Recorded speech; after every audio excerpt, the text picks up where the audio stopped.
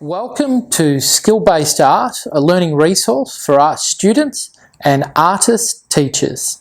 I'm Eolo Bottaro and I am going to be doing a demonstration based on the ancient art of al fresco.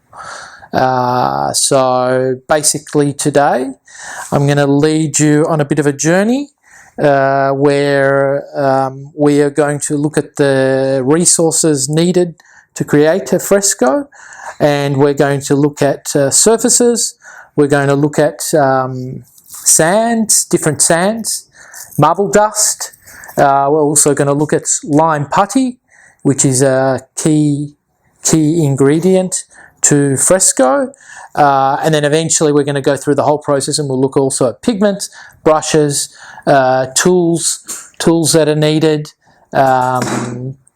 to basically equip you with the knowledge and the know-how to create your own fresco. So let us begin. Simply here I've got my lime putty. Now lime putty is basically a stone, a lime-based stone, which is cooked and then slaked in water to turn it into a malleable sort of material. So during that cooking process there's a chemical reaction that occurs. We're not going to go into the science of this. We're going to look more of into the actual resource itself, or else this segment will be too long. But we will say that fresco is a method which has been utilised possibly dating back even 3,000 years. So some examples go as far as India, into more modern times, believe it or not, through even the Etruscans, Pompeii, Spanish, all through Europe. This method was used, and basically what it is pigment, normally earth pigments, because that's what was readily available before science, and these pigments are basically submerged with a liquid, basically water, into a lime substrate. Now, as years go on, obviously the Minoans had one technique, the Egyptians had another technique. Everyone's technique varied and calculations varied. We're just going to go through quite a simple method that's probably coming more from a Renaissance period, I'd imagine, where you have a pinnacle of this process. And when I say pinnacle, it gets used to its maximum capability, in the sense on a large scale, several sections, and it becomes primarily the most predominant medium until you have the invention of the portable canvas. So let us begin. Basically, I've got here a tub of lime. I make my own lime. It's a little bit difficult to find. You've got to be a bit lucky, depending on what country you're in. And what I'm going to do is, you never discard of the lime has to sit in a vat of water. And then that water becomes calcified, and it's important to keep that water because you use this water to grind your pigments later on. So we're just going to remove some of that water, and like I said, don't discard of it, because it's what they call active water. You don't want to drink it, you just want to paint with it. So we're going to remove that. Now I'm not sure if the camera is picking this up here, but there is a bit of calcification on top. It creates like a fine skin on top. That's already an active lime working. So let's just bear with me here. We will probably also use some of that water to saturate this surface. Now the surface that I'm using here today is basically a concrete sleeper or concrete tile. I'm not 100% sure of the composition in this particular piece, but what's important is that it's porous and it'll absorb. And so we're using this. You can use terracotta tile is ideal because it's a bit lighter than a concrete piece. And then there are many people that do use other substrates like cement sheet, obviously without waterproofing agents, because the importance of fresco is that the wall, if we pretend that this is the wall remains almost like a pump. So it's got to remain porous. It's got to keep, its function is to absorb. I'll just turn this way too to have a look at that surface there, and we'll go from there. So meanwhile, before I get my lime here, I'm actually going to saturate this, because with Fresco 2, water, H2O, is an incredibly important element. You are constantly feeding the Fresco water right to your painting stage. So it is important. It's important to saturate this surface because what you need is you need a surface that is porous and absorbs, but at the same time you don't want it to pull what you're putting on there. So if it's too dry, it's going to create cracks. So by having this stable wet surface, now ideally, you know, if you read Mayer, Handbook of the Artist, or Ralph Mayer, they start to talk about you know, saturating the wall weeks before. Now, from my experience, where I have created large frescoes, saturation is very important right through the whole process. I will probably reiterate that over and over. It's a very important sort of thing, or you know, to avoid cracks, basically. Okay, so now we got this guy sitting wet here.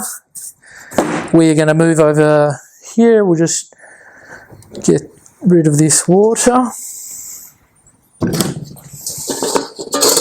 Now, tools of the trade. They're quite simple, really. Sieve, important to have, because a lot of this limestone naturally will have impurities in it, and will have bits of stone that don't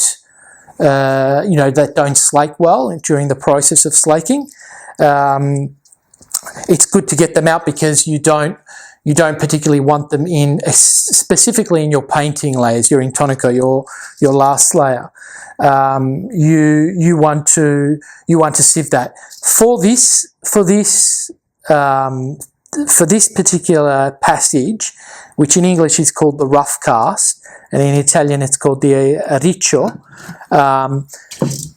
and I'm going to show you three separate three separate layers. You can read several manuscripts or books, and there are many more layers. You can go up as 6 layers, you can go up as 8 layers. Depends on what you want to do. What I've found is I've condensed and minimized these stratas, I should call them, or layers, to these 3 that I will show you during this process, to the actual finished painting process. Okay, so the riccio, rough cast in English, is a ratio of 1 lime, which I'm going to show you now, coarse sand. Now, that depends on you. Your consistency of sand alters as you go. Your consistency of sand and your consistency of lime changes as you go through this process. Now, the ratio that I've used is a coarse sand, and in this case, I'm also using a marble grit here, which also adds a fair bit of strength to the structural component of the arriccio.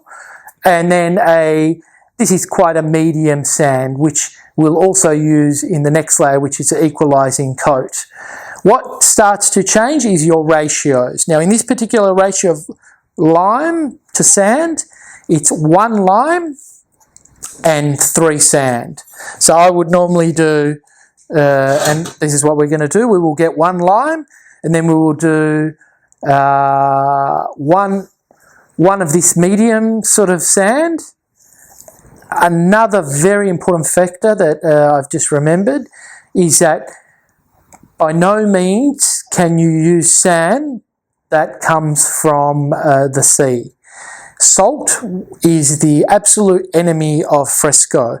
So your resources need to be studied, and you need to really be specific if you're buying a sand that it's been washed and removed of any impurities, and possibly, I think they normally wash them about 3 times, and that it's coming from an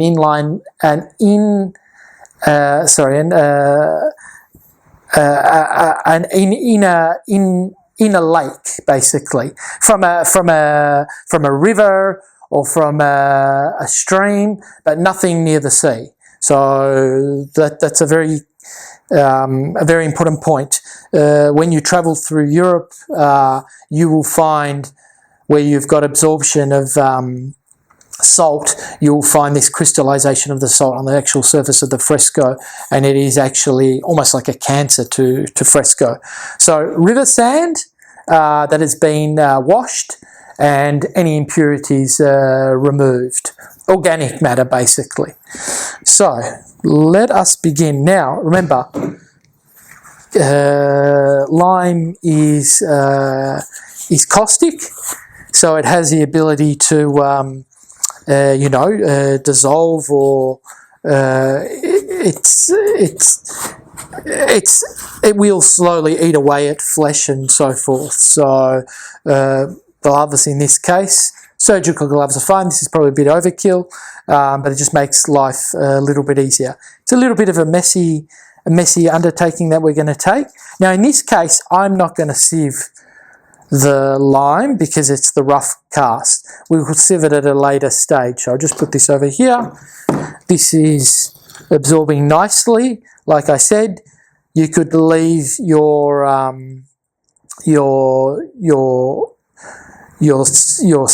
substrate. You could leave it in a bucket of water overnight or something like that to really absorb it, but you don't want it to be too saturated that the water comes to the surface. Okay, so let's move over here. Oops, sorry.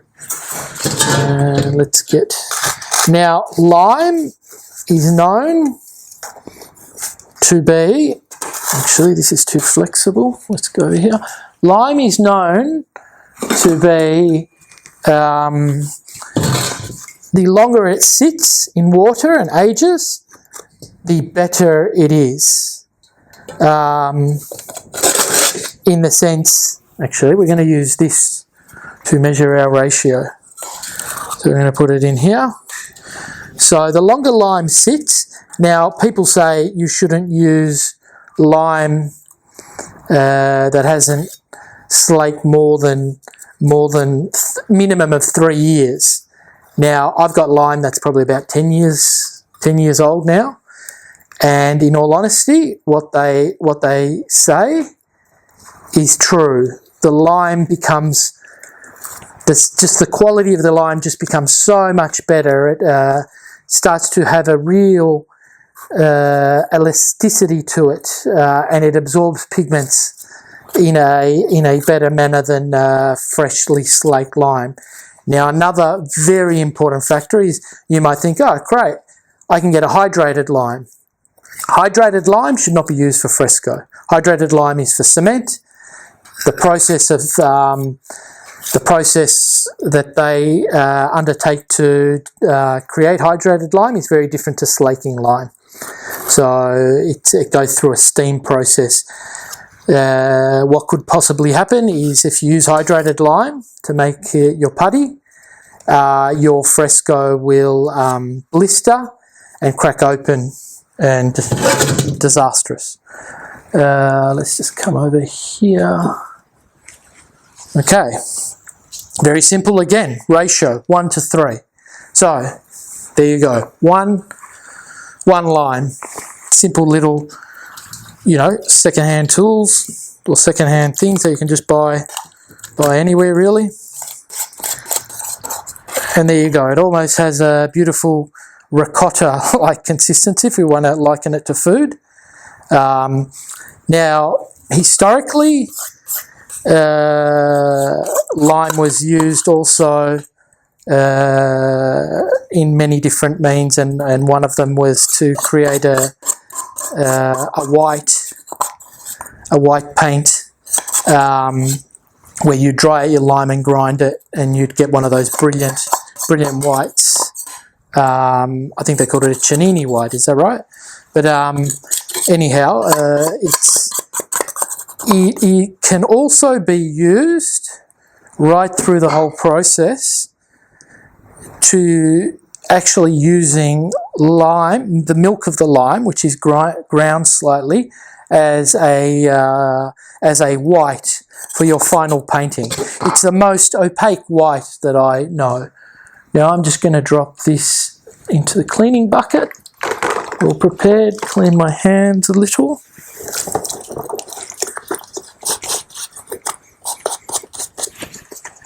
Okay, so there's one in there. We'll get that again. That's our ratio for sand. And now we will get another scoop.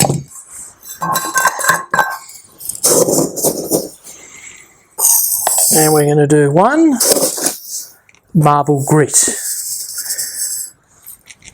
Marble grit, you can use marble grit or you can use the same grain. See how another important thing is sometimes river sand is circular shape. I don't think the camera will pick this up, but I can tell you that these are very sharp edges. So what's happening structurally is those sharp edges are locking into each other, and that's what you want to create. So you want to avoid sand that's very circular. And when it's rare now to find people that are very, extremely interested in sand. But when you find those people, pick their brains, because it's quite fascinating, the whole sand. And you can get super fine grains that in the end become like a silica. But you've got to be careful, because too fine will also create cracks. Okay, again, I reiterate 1:3 ratio, and this is where it almost seems like cooking, but drop that in there. Now, small quantities. I'm very happy to mix with, because I've got gloves on. I'm very happy to use gloves. We'll just put that there. Now, I to get a really good mix, I will basically mix like this. I'll mix the first layer in, almost like you're making bread or a pizza dough. So again, the qualities of lime. If I was to do this without gloves, I would probably, if I have any abrasion or any, under my nails and that, you will feel it starts to eat into that flesh. So be careful also with your eyes and so forth. But you can see that consistency is very wet. The marble grit is obviously in there. I cannot say how important mixing is very important. And we're just gonna, okay, that's good as a start there. Clean off your gloves. Now again, historically, lime has been used for many things, and one of them was to decompose bodies for the mafia. So that just shows you how strong a product it is. Wash these. Okay. Now we've done one of the marble grit, and now we'll change over to the coarse sand.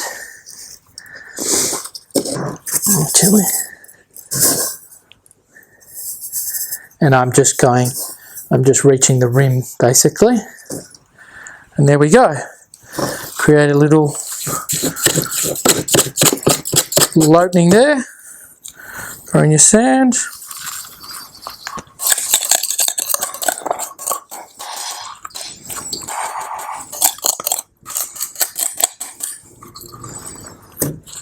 Okay, and again, mix.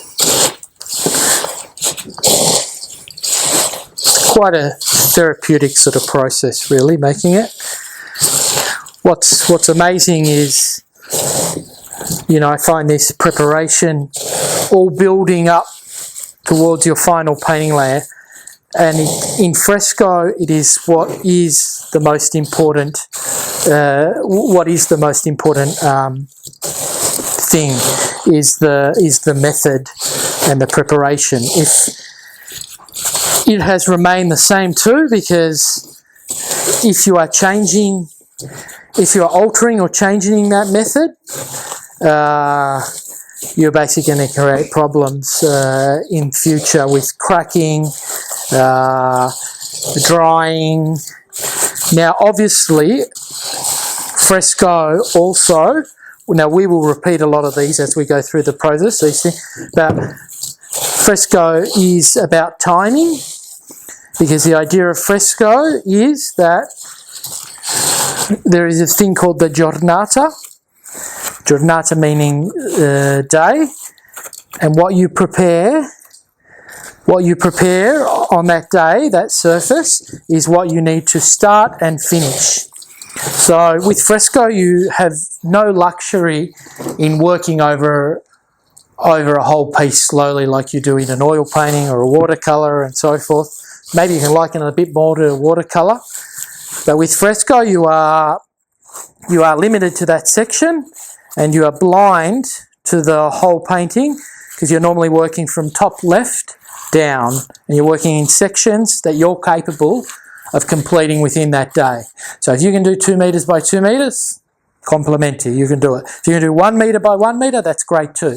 Now, the thicker you make those substrates, the longer painting time you have too, because obviously it's all about drying. There is a moment where your pigment will reject, your base will reject the pigment.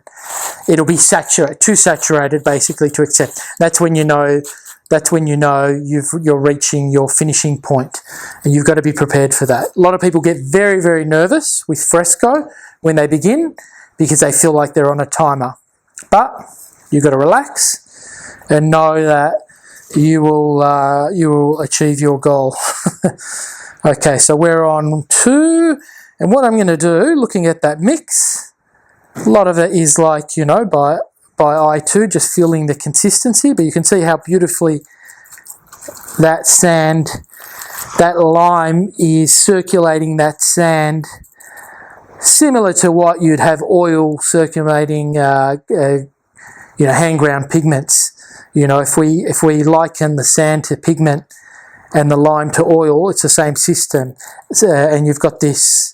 Now I'm going to put a 50-50 now. 50 of the marble grit.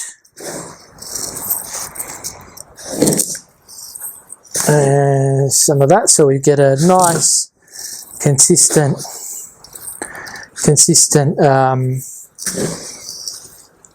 mixture.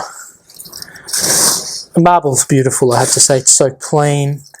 I just love how, with that resource, nothing goes to waste. Now, obviously, materials change according to what country you're in, and it's been known even in southern Italy that the Pompeians, right through to Sicily, they would use volcanic material as their sand, which is also has no salts and impurities. So here we go. Now this starts to make this mix quite a dry mix. Now a lot of people are tempted at this point to add water, which is something not I would not advise. You stick to your ratio. Application is a bit harder, but we're not dealing with a product that is manufactured. We're dealing with a very earthy based product, and you want to stick with those because they will crack.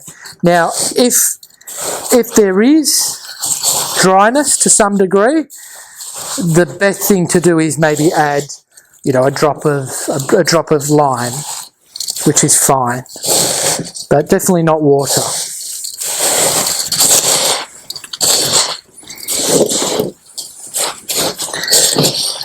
Now, as the grade of sand changes according to the layers, we're going to work on the rough cast, then we're going to go into an equalising, and then we're going to go into the final painting in tonico layer. Now, because of that ratio of sand, your lime, it becomes a lot more malleable and less dry. So you can, okay.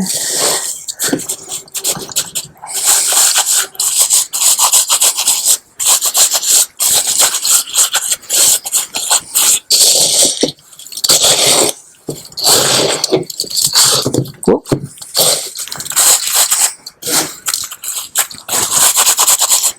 I'll just get a tool.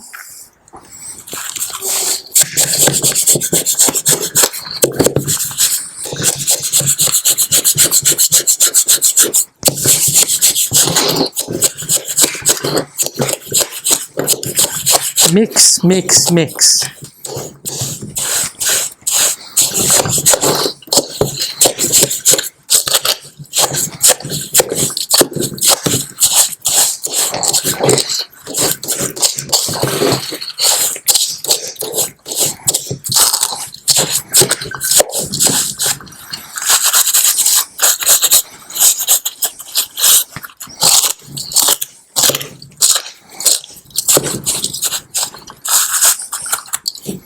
Okay.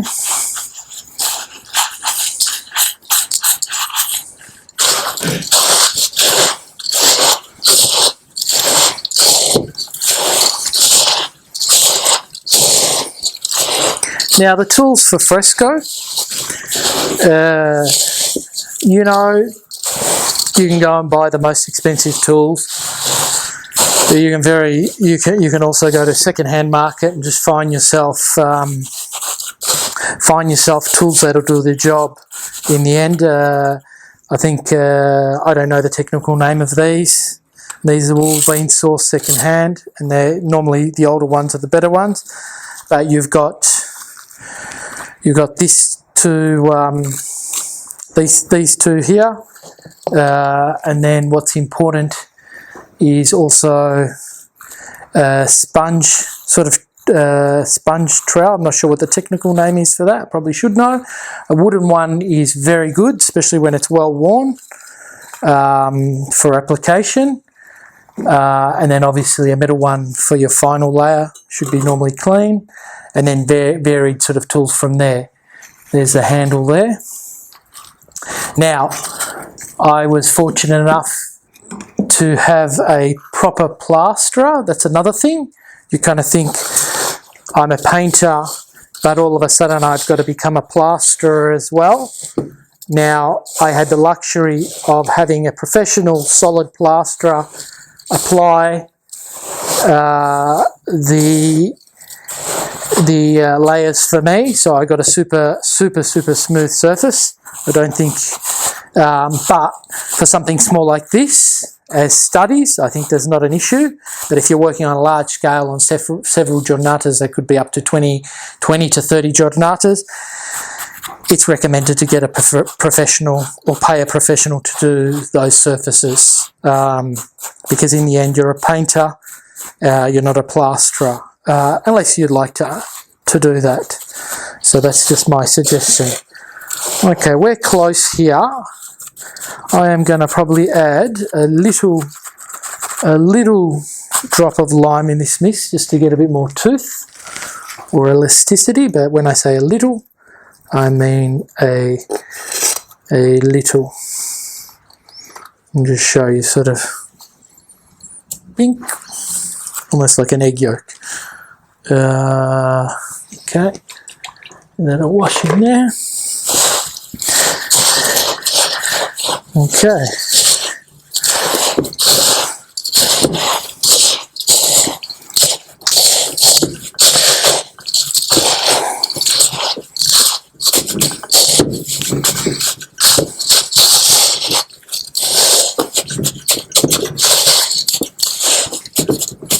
Okay, I'm pretty happy with that mix. I'm now going to just rinse off these gloves and take them off.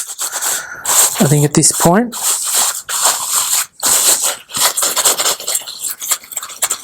Oh no, actually I will keep one glove on because we're going to need that. One moment.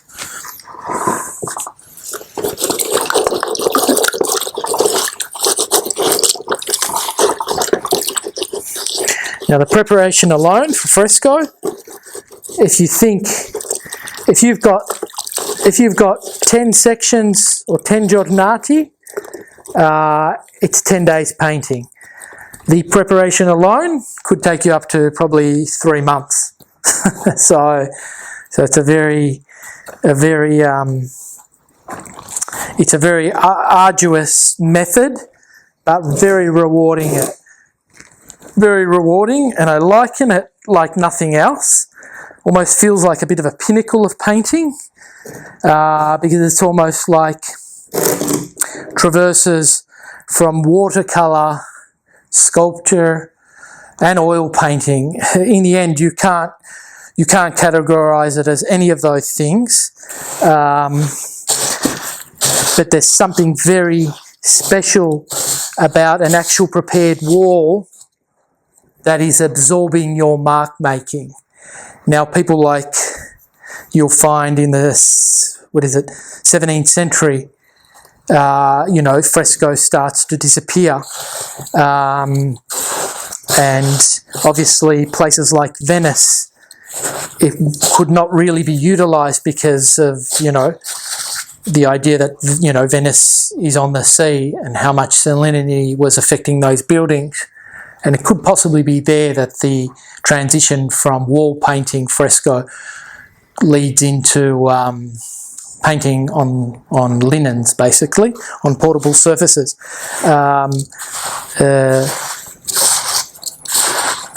But, as I was saying, in the 17th century, you get occasionally people like Delacroix experimenting but using waxes, trying to change the method, possibly failing a little bit in that method too. But then you get Goya, who paints a fresco, and this is one of the highlights historically that is very important pictorially, because you've got this almost futuristic painter painting in an ancient method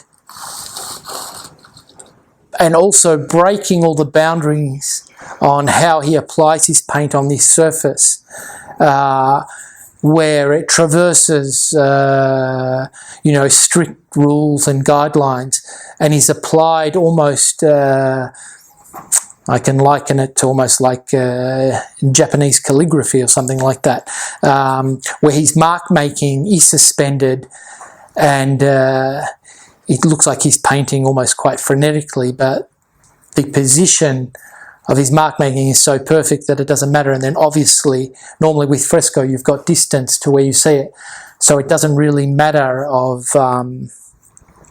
details sometimes don't matter, and it sort of morphs together because you've got that distance between the actual painting itself and the viewer. Whereas then you've got, obviously, another pinnacle is Michelangelo, Last Judgment, St. Peter, St. Paul, the Creation of Man, Vatican, Sistine Chapel. All those are pinnacles that happen throughout history, and you'll get these moments where it gets revitalised. The most contemporary revitalised, possibly we could say, would be Diego Rivera in Mexico, who takes it to another limit. It always ends up being, these walls end up being quite political walls as well. One thing we have to know is fresco is definitely not a mural as such. It is a very different thing to it being a mural. Okay, enough blobbing on. I am going to just lower this, make it flat.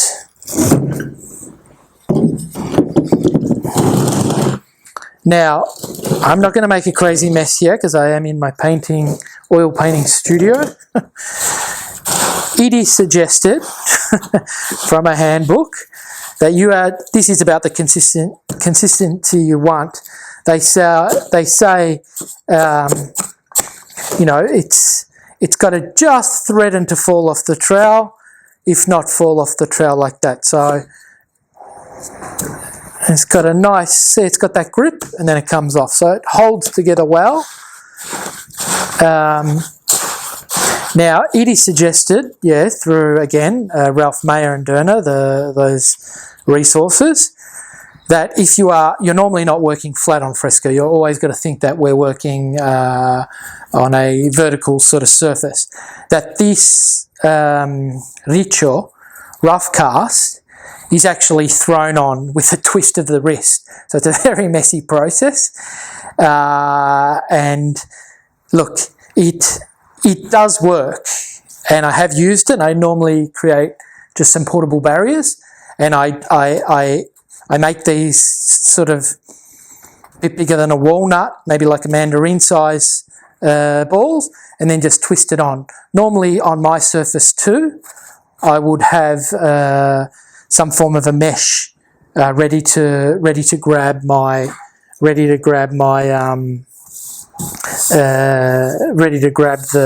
mix. So let's just with that. In this case, we're just going to simply make little palancini. Actually, I should have said meatballs, like little meatballs. And we're going to just simply, I'm not going to give them too much force because I'll create a mess here, and we'll just do that with our trowel. And this is, so you can imagine getting a bunch of school kids to do this. You'd end up, although I have done it with school kids, and they absolutely shocked me. You know, they were so excited with the process. You know, I think when you can combine cooking and creation, art, you're on a good wicket.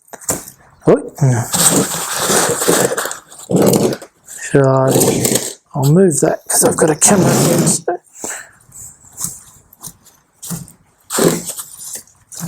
Now the idea in your application by doing this, and why they say that, is really to avoid air pockets.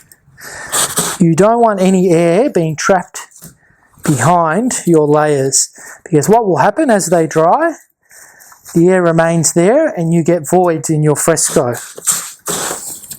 And if you have a void, it's a fragile point, meaning that it'll be the point eventually that would come off. Now, people talk about longevity of fresco. It has proven itself time and time again to be one of the most durable painting methods, because today the world visits these sites where entire churches have been frescoed and they have survived. They are still being revealed today. They've been covered by volcanic ash for 2,000 years, and when you remove that ash, you have frescoes that can look like they were painted yesterday. You can walk into ancient temples, and because there's been no interference from the outside world, once they're open and interfered with, the frescoes look like they were painted yesterday. You know, it's amazing that you can stand in front of, Michelangelo picture and it looks like it was literally applied yesterday. Another thing that happens obviously with raw materials, as time goes on, they go through some process where everything starts to connect even better, and they sort of, the longer they mature, the better they are. So I'm not going to go all the way to my edge here. I'm going to trowel that. I'm just, or else I'll create a mess. It's a messy job, but it can be managed. A lot of preparation. And in the end, if you were a young painter pre-Renaissance and you were looking for a job, the first place you would go, and that's what happened to Giotto and so forth, was a fresco studio. And obviously, what were you going to be? You were going to be in charge of mixing. You're going to be doing the shit jobs. Mixing lime, mixing pigment. But then eventually that was the road to becoming the master. So you needed to go through that. Your previous master had already done all the hard yards. Let's get rid of this glove.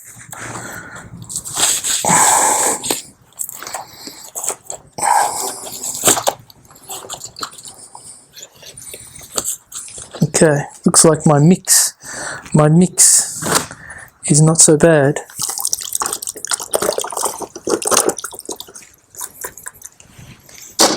Bear with me.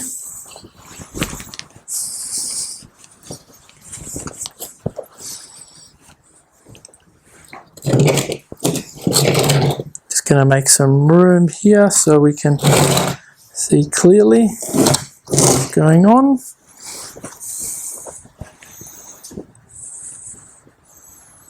Okay, so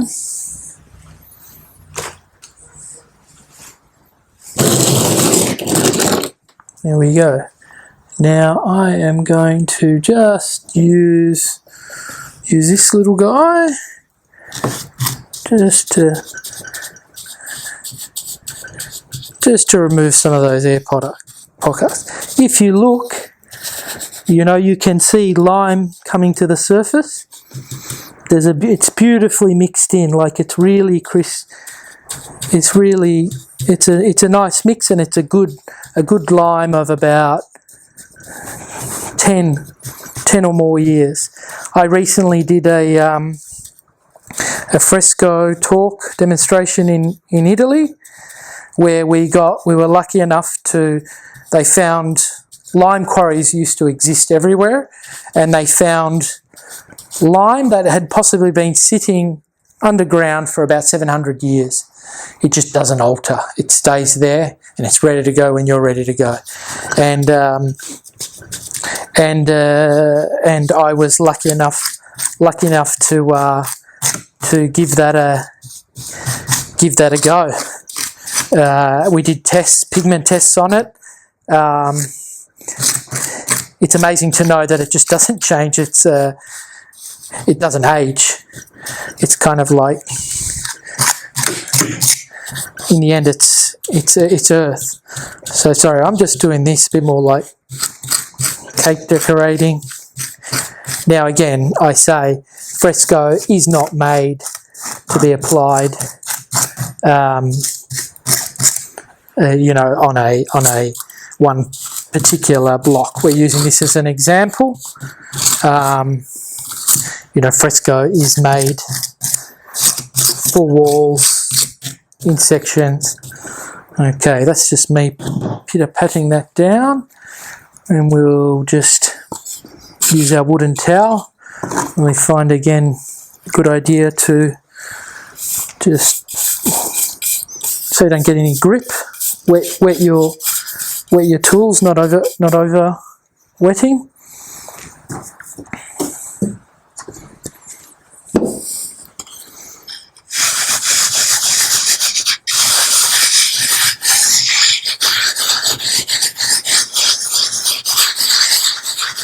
Again, trying to create an even consistency.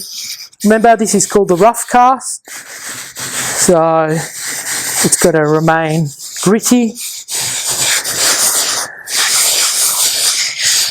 Figure eight's a really good idea.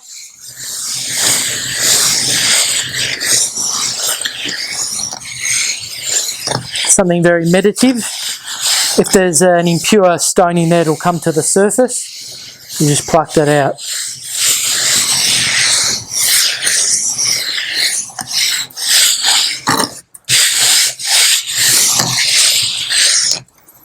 Okay.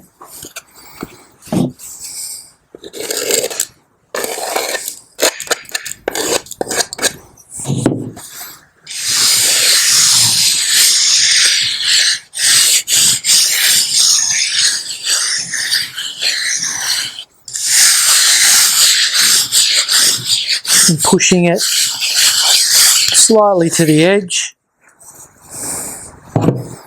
Excess lime comes to the surface, that gets removed. Here it's just a matter of you being comfortable with the tools you want to use. You know, again, for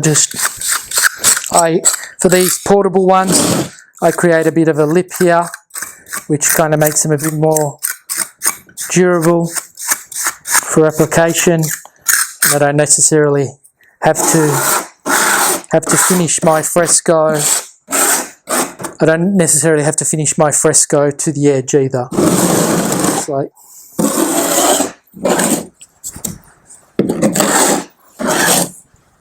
this is all usable good lime. Can be made into the next mix for your equalising coat as well, if you measure correctly.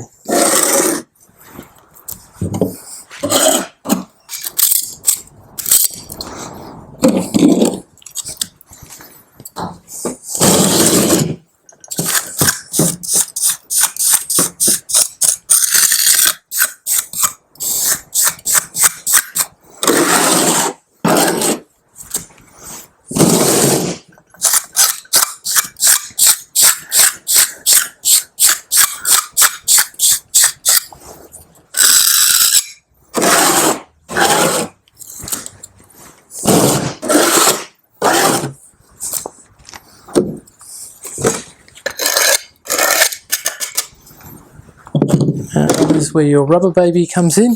So that's similar to this. This is a wooden one. I find the wooden trowels are amazing, especially if you've used it quite well. And this is all right just to create a bit more levelling. Obviously the spongy element just creates a bit of absorbency of the water and also brings lime to the surface. Also gives that nice broken effect here that you can see. Now with everything, never overwork a surface.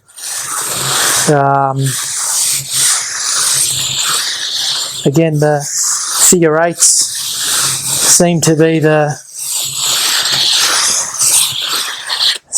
the way to go.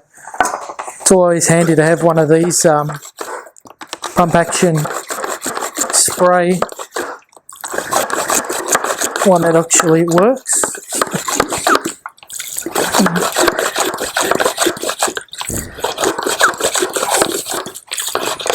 And just tiny bit of a sprinkle. Again, be careful with your water. It's tempting to do it. You want to avoid.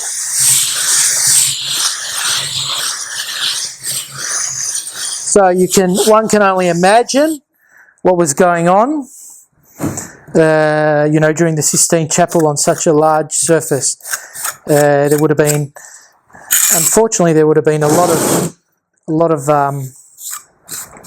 young workers that probably, you know, lost a lot of their skin. I don't imagine there were gloves back then.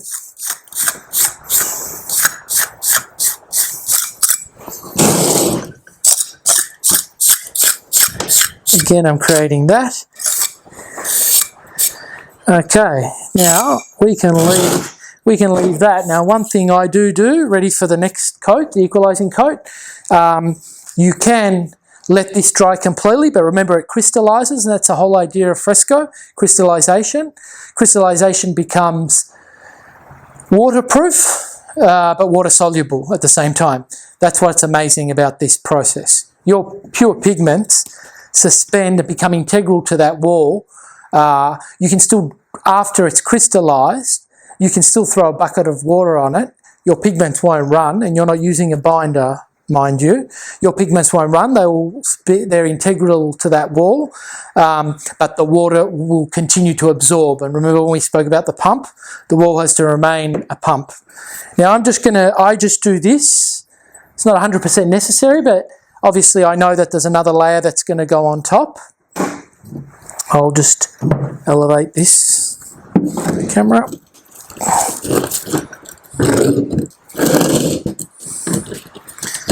Okay.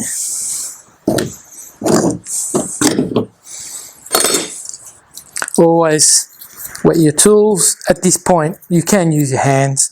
You'll start to feel, if you've got a graze or something, you will start to feel a little bit of a burn, but nothing drastic. And I just create just a little bit of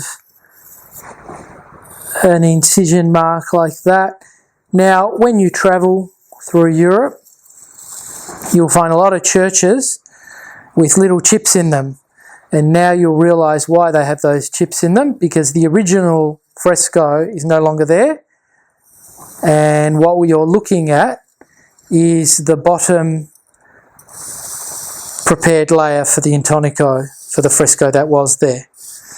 So you don't want those to be too deep either, because that could create cracks. And you can also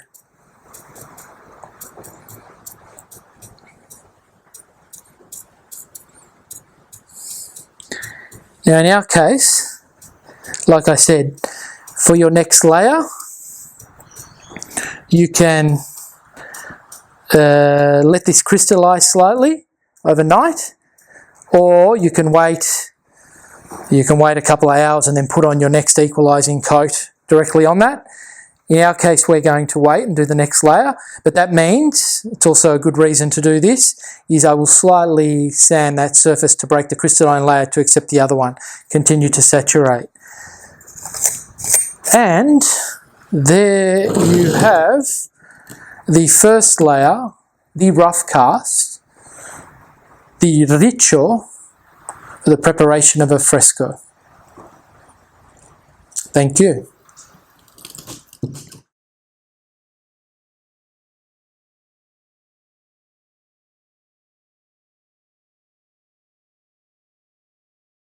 Hello and welcome back.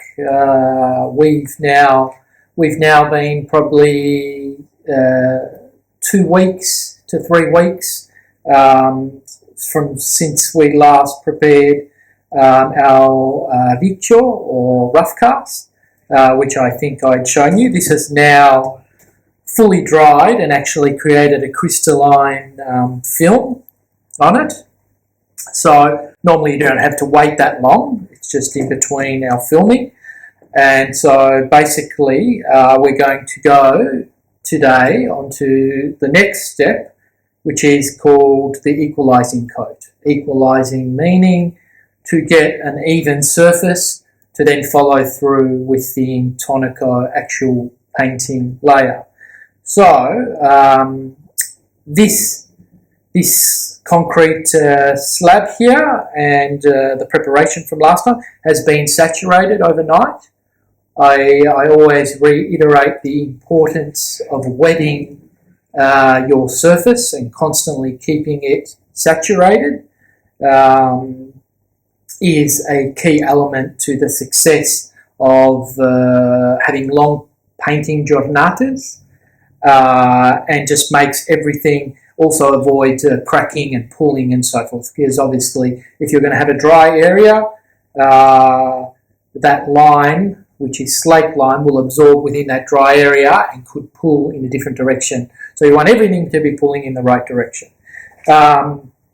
Now, as I mentioned, this is dried. It's had about 2 to 3 weeks to do so. If you recall, I used a little spatula to just make these incision, these little nooks. That's just to create a slightly irregular surface or rough surface to then put the equalizing coat on, because every layer needs an element of tooth for the next layer. Now, for those of you who have travelled overseas, you'll probably wander into some basilicas or churches, and you'll notice that the walls have been picked at. That is because the original frescoes have now been removed over time or in earthquakes and so forth, and the original picking of that surface to create that tooth is very similar to what's happening here. So that explains that. Now, when we jump to our equalising coat, our ratio, if you recall, in the last video, was 3 sand to 1 lime.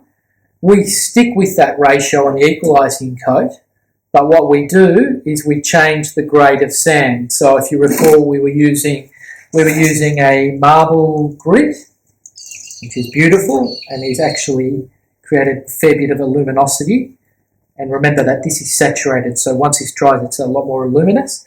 And then we had a grade here of sand, which was an intermediate. But now we're going to move into finer sands along with the grittier sands, which will eventually be our Intonico painting layer 2. You can see these here as well. Now, if we were to look at these under a microscope, or you can see it, so you don't need a microscope, you'll find that the sand is jagged. It's not circular sort of sand because it needs those sharp edges to interlock. This is a perfect example of that interlocking.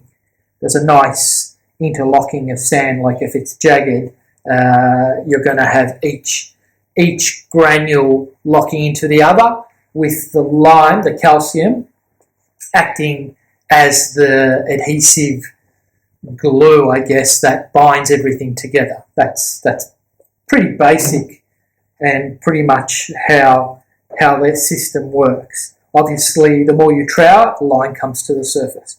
So, now this has had time to crystallise, which means it is still water soluble, because fresco always remains water soluble, but it's waterproof, meaning that if this had pigment in it, which had no binder, but it had penetrated into this surface, we would not be able to wash it off any longer, because the crystalline surface makes it a part of that actual surface. It becomes integral to technically the wall, even though that's not a wall. But what's important, if we want proper absorption, and again, the reason why we made these incisions, is that we must break that crystalline surface. So that's simply done by scouring with any implement. You know, you can use even one of these trowels. It's fine. You break that. I find again the grains of sand itself will act like the sandpaper, so you don't need a sandpaper. And figure 8 is always a good method for this sort of application. So you just break all that surface, and you can visually see. You can see that crystalline surface is basically removed, allowing the next layer to have full adhesion. So now my handy brush is always there, and we just remove the excess. This is not an issue.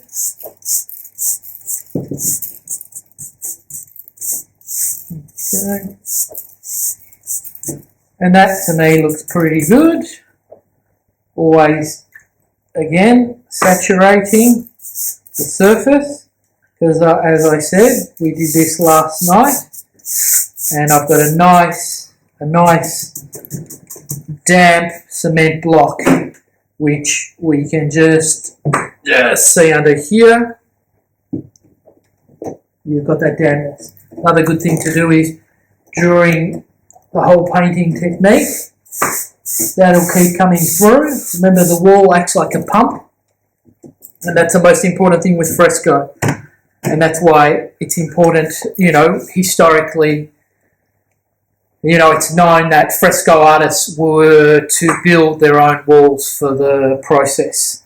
And in certain famous frescoes, there is a gap in between the existing wall and the actual fresco wall. Out of also respect to previous frescoes, which is quite phenomenal historically, because it's been known that conservators have drilled through frescoes because there is that gap of a wall in front of a wall. Out of respect to the artist that had painted that actual fresco previous to the contemporary artists, I think the artist felt some form of respect. Rather than removing that work, he built a wall in front of it. And now, today, we're finding some of these hidden treasures. Obviously, you know, it's all about layers. So is this. Okay, so we are going to now mix the equalising coat, which again is a very simple ratio. Move this forward a bit. Which is a very simple ratio of I'll just get this 1 to 3. So we're going to get our lime out of here.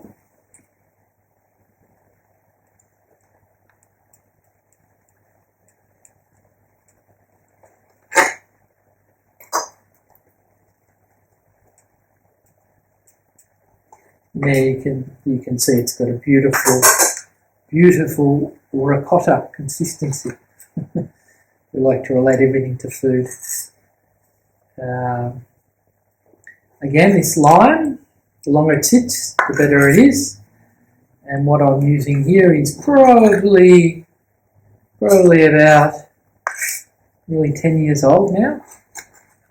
When you make your lime, you make sure you make enough to pull through to the next batch, because your fresco commissions could be far and few in between.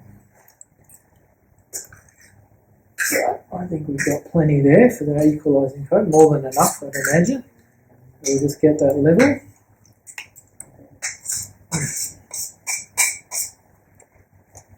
Okay. Now there's going to be impurities in this, obviously, but just patience, you're going to have to remove them as you go. Now, admittedly, the last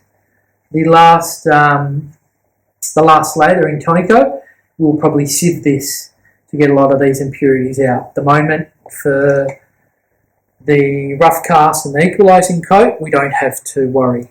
Now, remember, I'm showing you 3 layers to this fresco, which is quite simple. You can go up to it's been known that people have done up to 6 or 7 layers, creating different stratas. Obviously, the thicker your layers, the more painting time you have for your giornata, but you want to be very careful because your layers thicker doesn't mean better, because it will create cracks. When I say thicker, it still has to be thin layers, but built up over several layers. So you never want to think, oh, okay, I'm going to make a huge impasto. Okay, so there's our one line. And we put that in here. Ooh.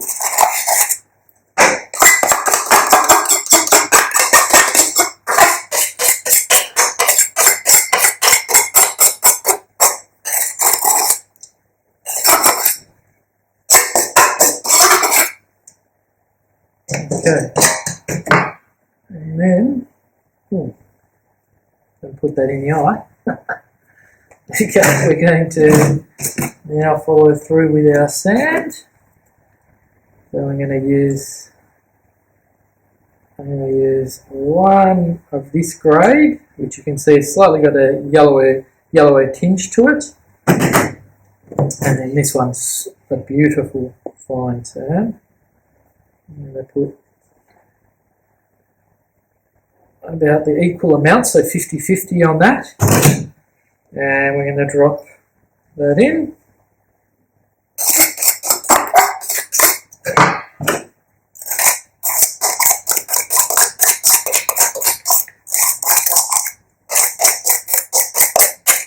Got a beautiful smell line to it. quite an earthy sort of hint to it. Now, in my equalising coat, I am going to put a bit of marble grit for strength, probably 3/4. Now, as you can see, I'm not measuring with a measuring device or anything like that. I don't think that's necessary, as long as you're, using your ratios according to, one of these bowls, and that's fine. That's number 2. And we will do one more, but before we do that, I always like to do a pre-mix, just to make sure I get a good mix.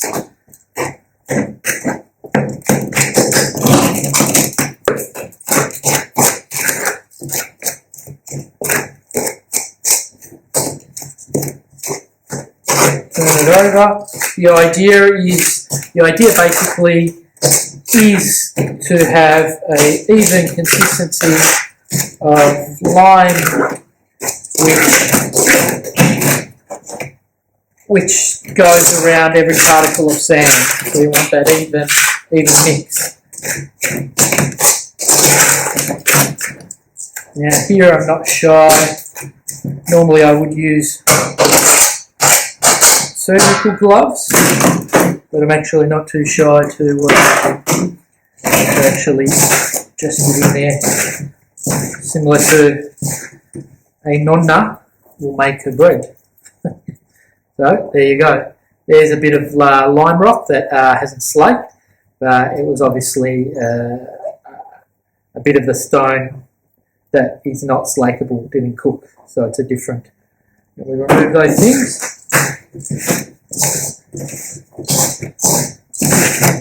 You can already see the difference in the consistency of sand compared to how gritty. Here we get another impurity. Remove it.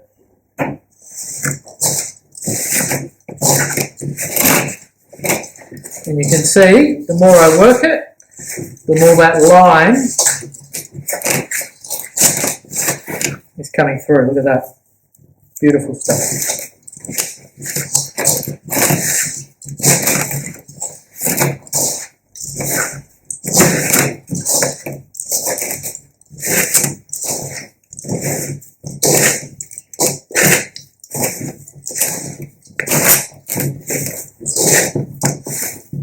Now again, I wouldn't suggest, I know I'm doing this with my bare hands, but I will rinse these hands off immediately, but I would suggest just using surgical gloves.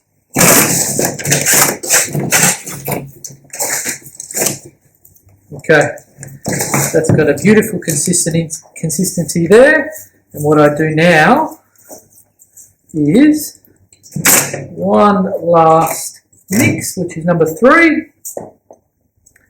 I will use this here. There. And we'll use this intermediate. Now you can write these ratios down what works best for you. When I did a large piece of about 5 by 4 meters, I had all the ratios down pat, and we followed them right through the whole fresco, because you do need the consistency. It's very important, very, very important to have consistency. Let's just move this out of the way.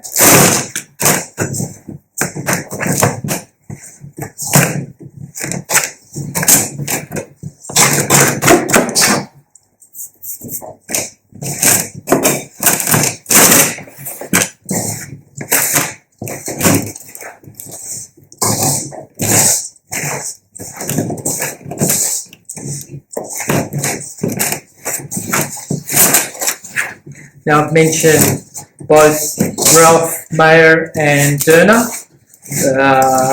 Materials of the Artist, or Artist Handbook. They were crucial in early years to sort of understanding the fresco process, and each one of them had their own sort of approach to, what were some of the recipes and so forth. I think in the end you can individualise what works best for you, and that's the beauty of using raw materials. You eventually customise it to your sensitivity. So it becomes personal to how you, as long as you're not compromising the integral structure of the actual process. Which, if you do mess with that structure, most likely you're not going to be successful in the outcome. That's one of the beauties of fresco. Today it retains its integrity as it did when people first used it. Obviously peaking during the Renaissance, and peaking also in places like Mexico, again, like Diego Rivera. But the method always remaining the same. Now, in those books I mentioned, basically, the idea that they say is that your mix should just threaten to fall off the trout. So you sort of like, you've got a nice consistency. You could have probably a bit more lime in this, but I think this is fine. It looks dry, but like I said, once you work it onto that surface, which we will now. Now remember, lime is very alkaline active, starts to eat your flesh. So rinse off. Here we go, the rinse off.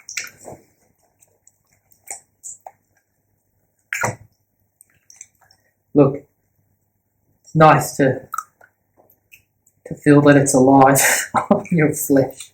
So, okay, here we go.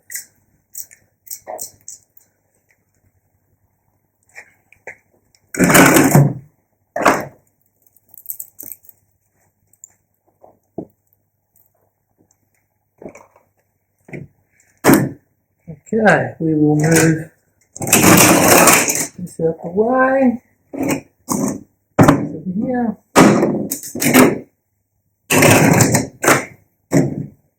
Come back. Come back with this. Make sure it'll be right.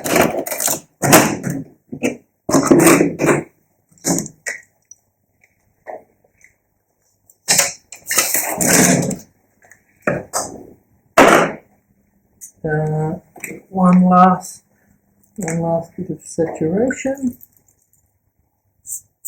around the edges. And again, if you remember, we made little meatball sizes, and we just kind of, you can hear when it's right. Now again, fresco is a process which is normally done directly on a wall and not on a flat surface like this. So the idea of this is to remove air pockets in between layers, and again, it's very, very methodical. And you've also got to remember, when frescoes were created on a large scale, you would have had a team dedicated to separate elements of the process. It was a very serious business back in the day, and so you would have had a team purely dedicated to pigments. You would have had a team probably dedicated to sand, a team dedicated to lime. When I say a team, you had all the studio assistants.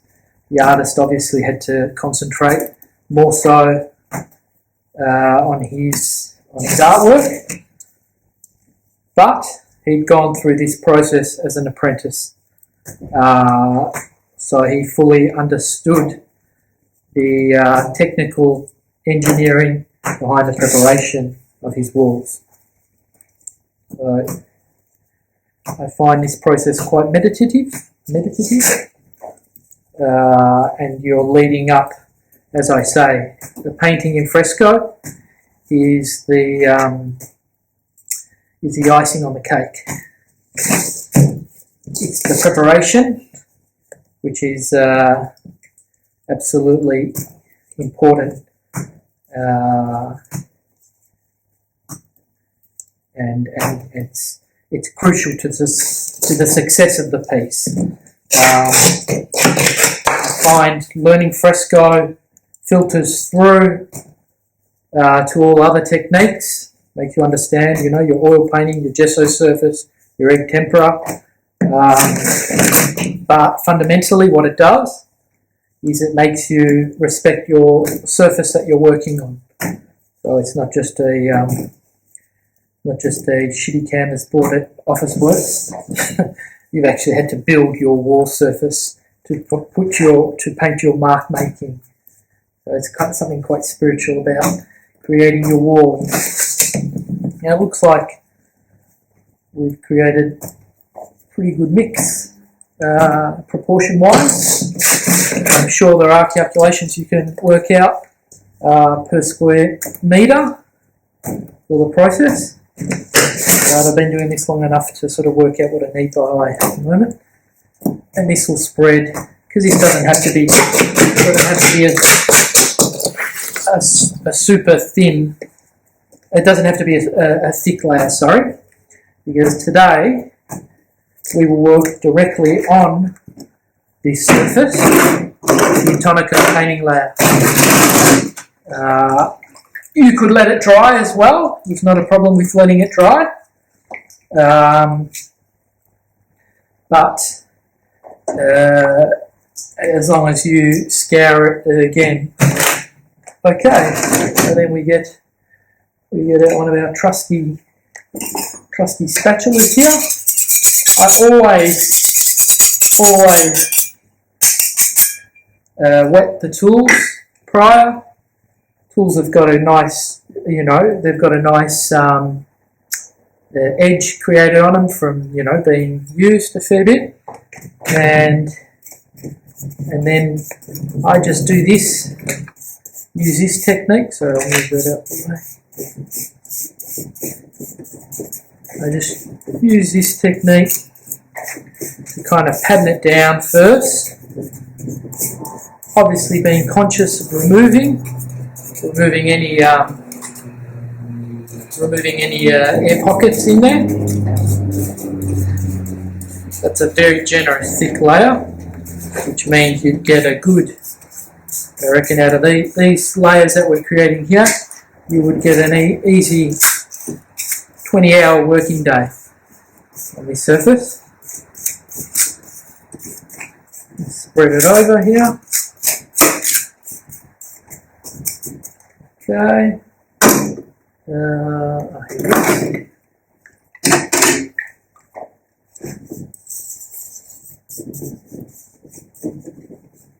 Push it out. Push it out to your edge.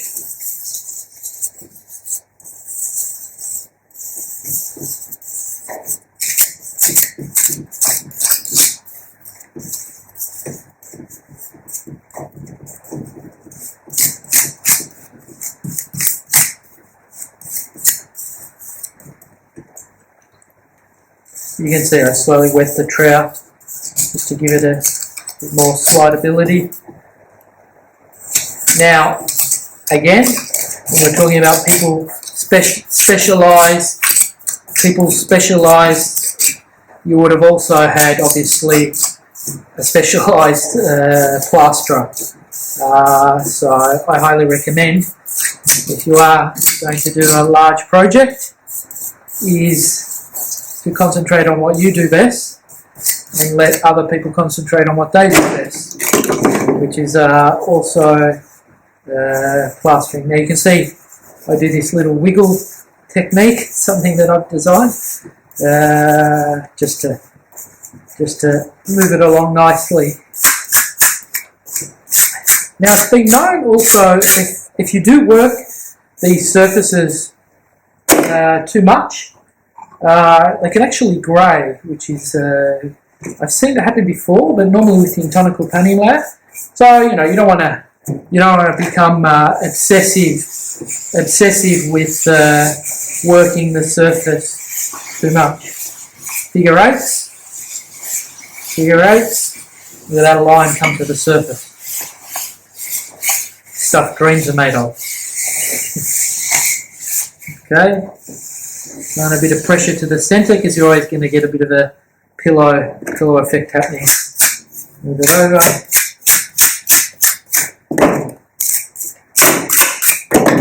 Bit of a messy job, but not too crazy. Wood trowels are quite beautiful.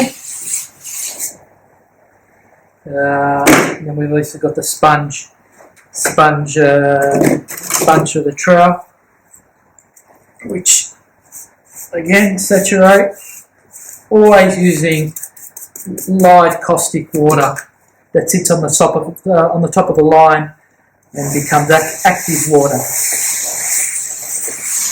Yeah. Bit of pressure in the middle. Look at that, pushing it away. And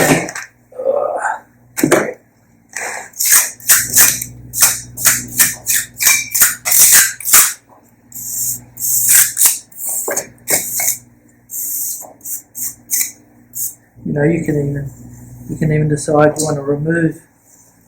I'm just going to play here a bit. You can even decide, I want to remove. Got too much. And just remove it.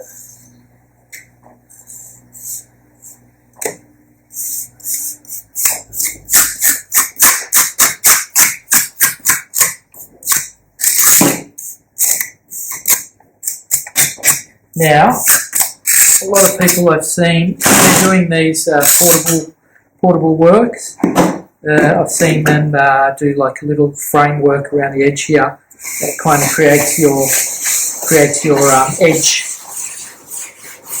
We're not gonna be too phased with that. We're just doing demonstrations.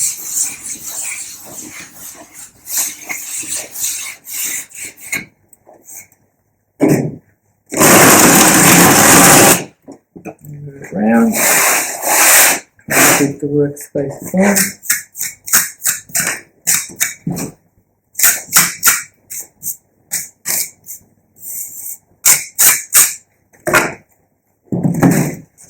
I'm just putting some on the edge here just to protect it from when we paint.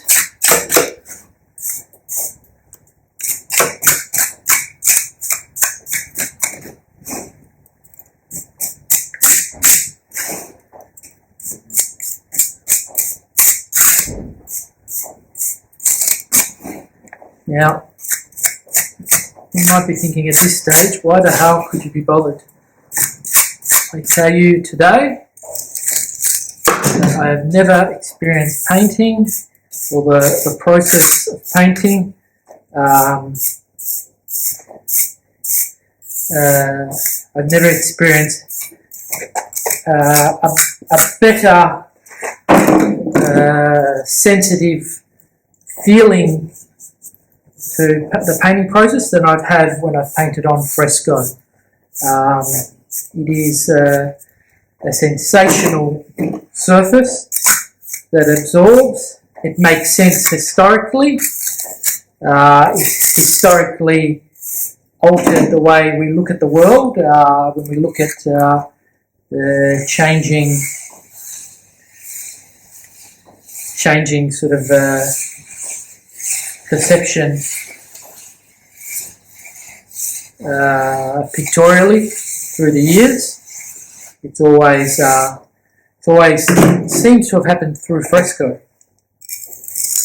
Historic pieces along the way.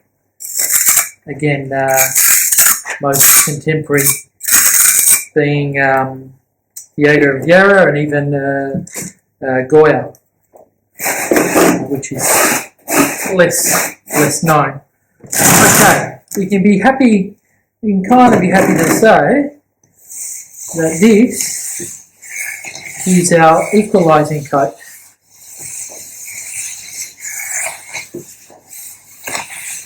And there we go. Nice equalising coat. And there we go. We're going to let that sit a while. I'm going to put it to the front here.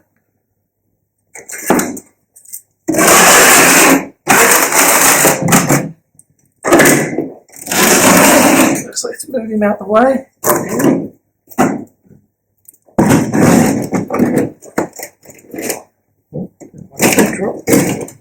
Okay. Now we can proceed. A little bit of a tidy up, always. We've got a restricted space here, but we can proceed with the preparation of the tonicum. Which now our ratio changes. So our ratio goes from a 3-to-1 mix to a 50-50 mix. 50-50 mix, and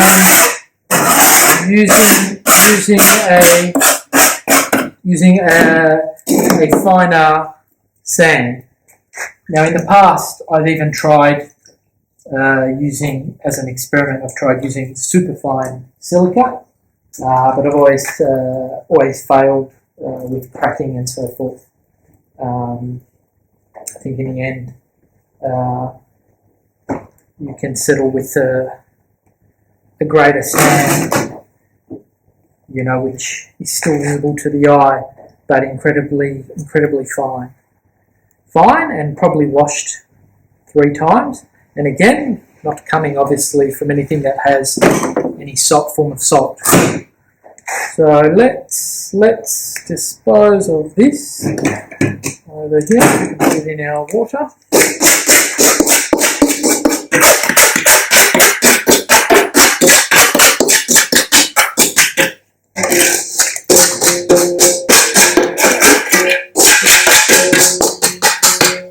Now, when I did the large fresco a few years ago, in order to continually saturating the wall, I had to create an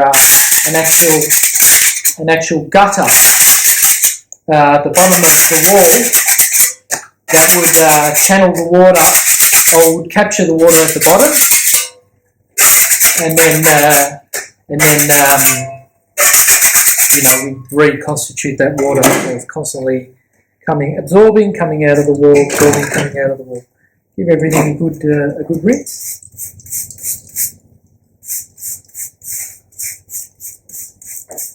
Always important. Keep everything as clean as you can.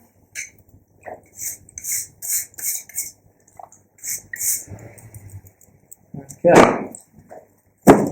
So again, our mix now is going to jump into a 50-50 mix. Just going to give this a rinse too to get rid of the coarser sand.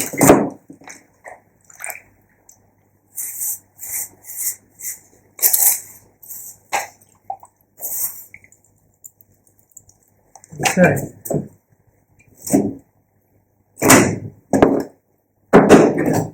Come back over to our ricotta lime. Here we go. Now, I did say that I would sieve this.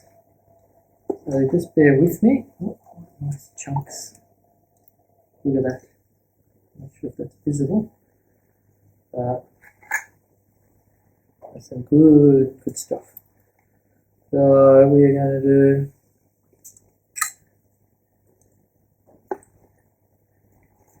now. I think in the last video I did speak about making my own lime, because this stuff is not easy to find. I have now been in contact with quarries in Italy, who still, they say, because we cook a lot of our limestone with gas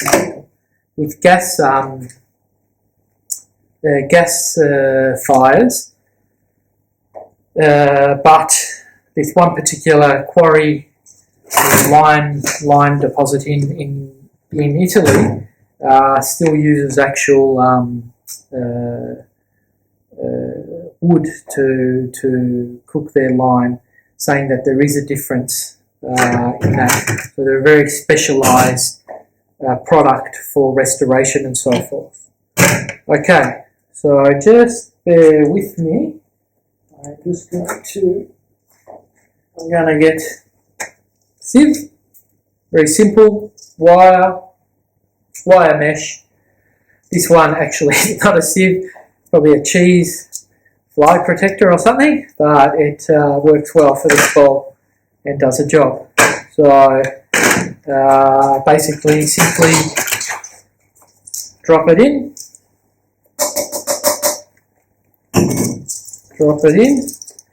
and what we do is we just force it through the metal grid here, and what remains is all the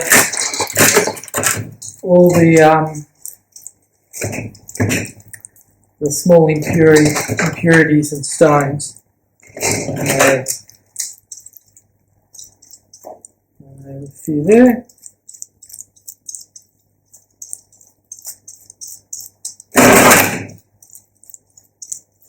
Looks like you're not doing much initially, but you can see there it is there. Have a look at that. Looks good. Just to aid it, grab yourself a spatula.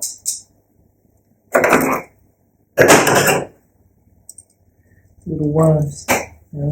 Beautiful, clean, high quality lime.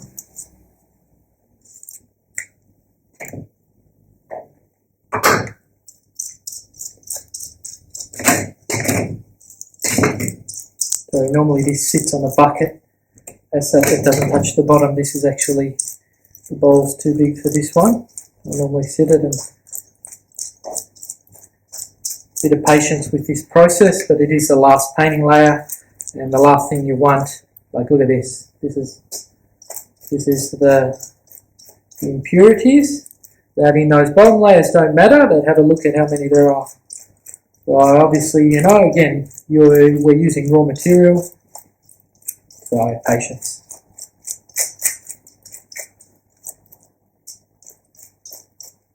Okay, and the rinse.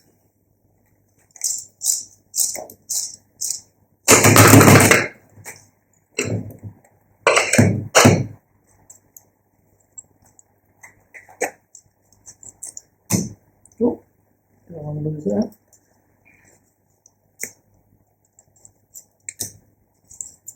So it does the job quite well. Just going to give me, oh, don't want that to come out.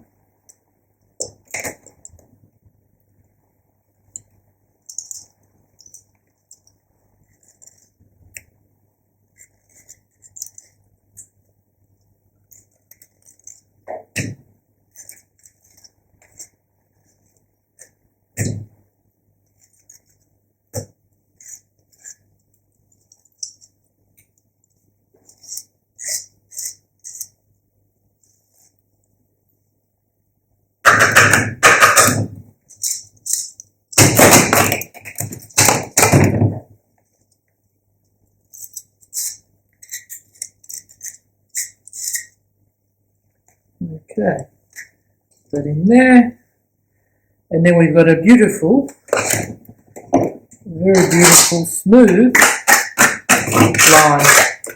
Look at that. Now, I'm going to use this opportunity, have a look. I'm going to use this opportunity to quickly, I can't get over there. I'm going to use this opportunity to talk about Chenini white.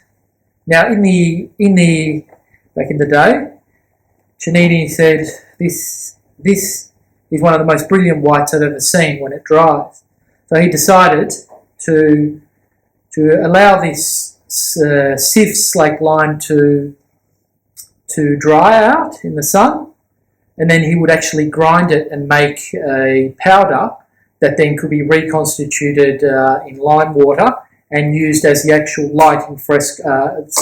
the actual white in fresco.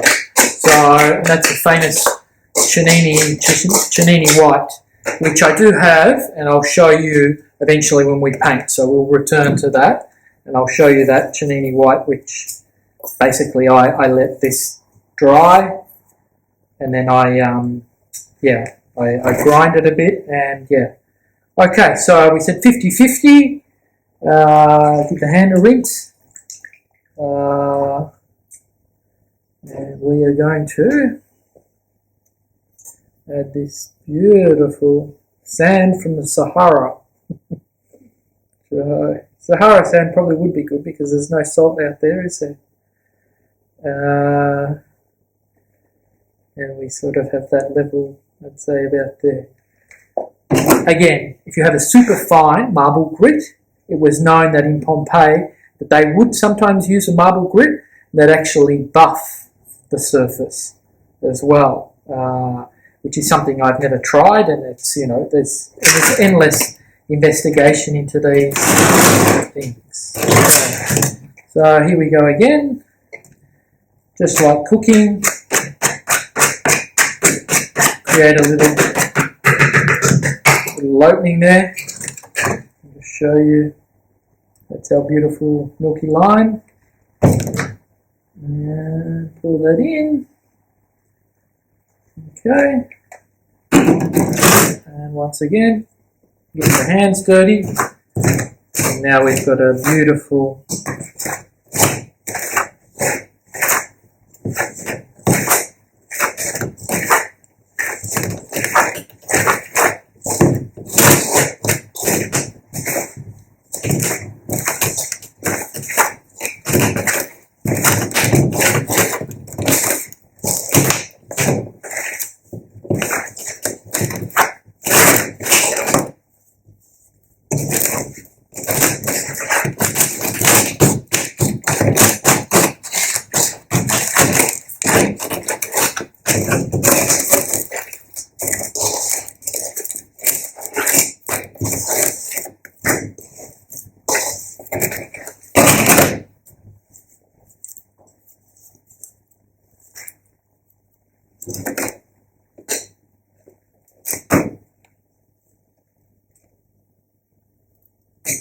should just threaten to fall off.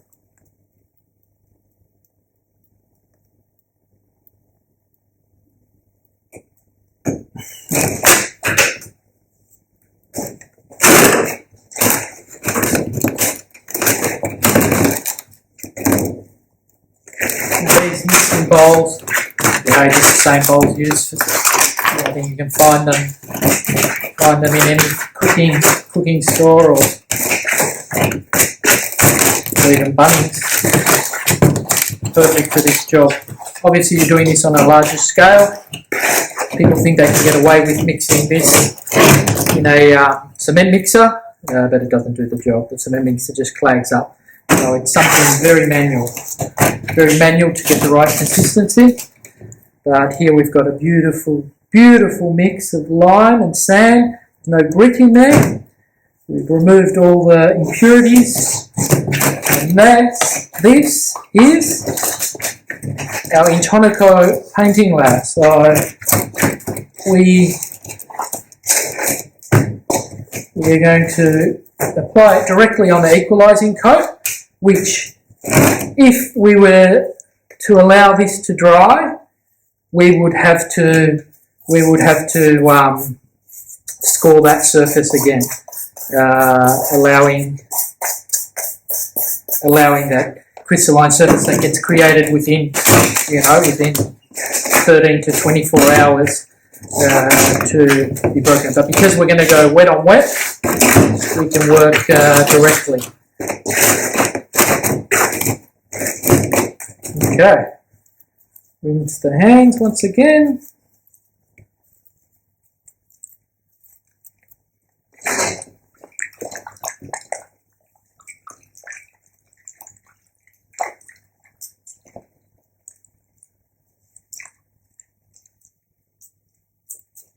Bear with me. Stick fell.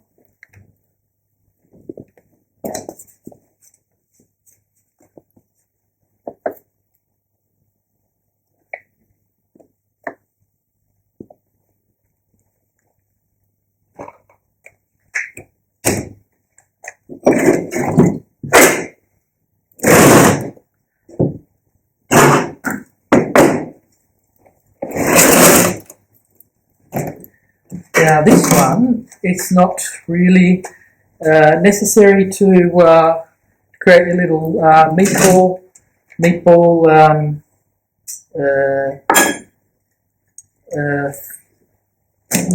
sort of portions. You can actually trowel this on directly. We'll leave it up there, and we'll get our.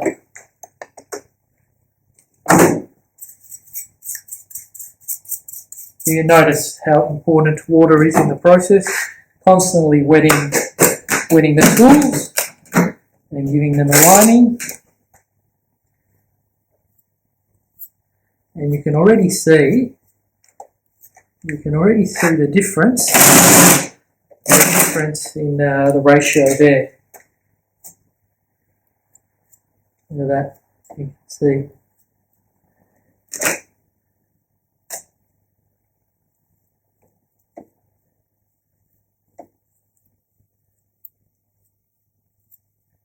Now you want this layer no thicker than 1.5 mil. You don't want a thick layer. Now mine's super wet. Normally I probably would wait a bit longer to put it on, but because this is for demonstration purposes, we are going straight in.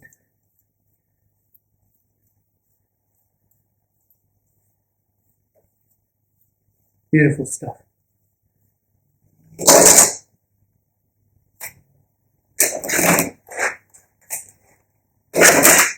You know when the consistency is right, just even by touch and sound. So,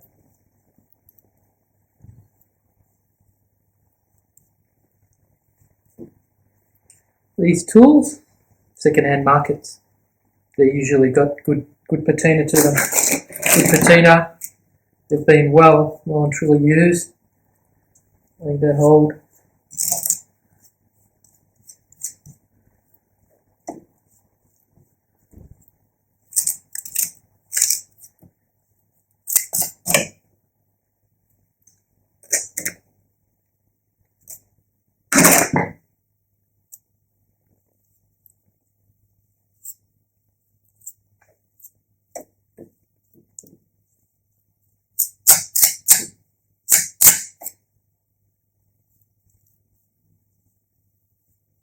Hand's always going to be active.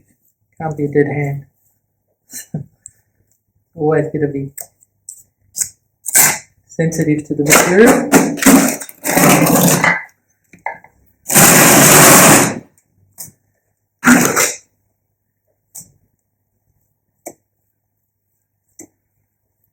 So when it comes to cake decorating, they usually call me in.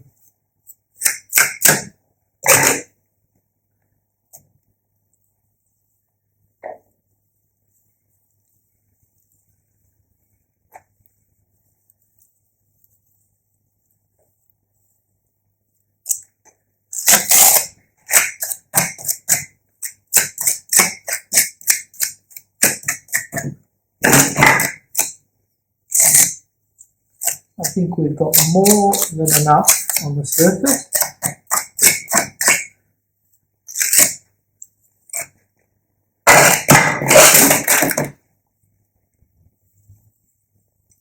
Now you do have to be careful.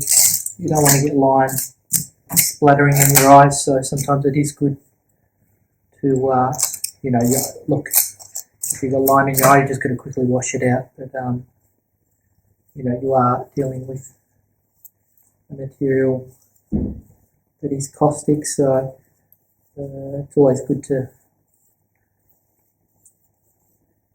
just be cautious. Now what you'll find is it'll come. The line comes to the surface. You want to work it a bit, but you don't want to work it too much because you don't want that line coming all to the surface. You want it to be distributed nicely. Always clean your tools. Look, there's many ways to skin a cat. So like I normally use this device to remove some of that skin line. You don't want to remove too much because remember, you either got to do the next move is to transfer your cartoon onto this surface, and so if it's too wet, or you've got to do the polvoro, which is the perforated cartoon, and if it's too wet, that can create a bit of a mess too. For my demo, we're not going to do the polvoro, or spolvoro, I should say. Sorry. We're going to do a perforated line just because it's such a small area. So you've got to think when people like Michelangelo were doing very large sections, you could have a dot to dot. It's like a dot to dot. You could have it. You could have areas in between each dot where it's really like 10 to 15 centimeters to create your line. On a small surface like this, it just creates a mess. So beautiful process. Normally on the equalizing coat, although I would do a perforated transition of the general lines of the composition and also geometric lines, but I now use an acrylic spray, and this is for large scale, so then I know my proportions, because remember, you're working blindly with fresco. So if we imagine this is a giornata, and we imagine 100 of these or 50 of these, you start from your top left and you work down. So if you don't have an indication of where you're at, you are working blindly, and that's why you work with things, called the cartoon, which is basically they are preliminary plan drawings, which are normally worked tonally, which then gets transferred into a colour application within this surface. But you need to follow. We're going to use our wooden trowel here, mess up the surface a bit just to get a bit of evenness. Again, you can remove excess. Always horrible when you buy a new tool and you don't have these beautiful edges anymore. It'll work for them. Remember, fresco brushes are particular to fresco, and that is if you think about it. First of all, they have no metal content because metal gets rust really easy with lime. And you've got these long, this one's quite well worn, so it's got a bit of shape to it, a little bit of freshy, this one here. So you can see they're bound by wax string, and they're basically hog's hair, very long, because fundamentally you are painting on a surface which is almost like sandpaper, because you've got sand and lime. So they do wear out, but they create a beautiful, and they also hold water quite amazingly. In Italian, these are called tiralinea di Bologna. Tiralinea means straight line of Bologna. So they obviously hold a straight line. There are different portions of those brushes, and they are, they can. Oh no, that's not a fresco one, sorry. They can be varied. This is quite an old brush because it still would have been hand carved on the wooden. These are still available. I'm sure there's some shops that probably that you can find them within Australia, or you just possibly now buy online. Okay. Using other brushes, you'll destroy them basically. So we're just going to, look at that, That's just an example, hopefully we've got that on the detail, of how you can really smooth out that surface. You bring that line to the surface.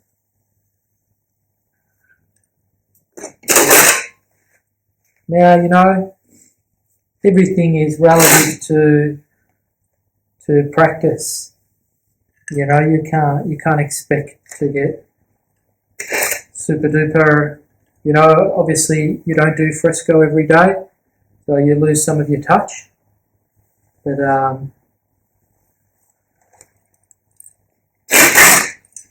very sensitive to touch.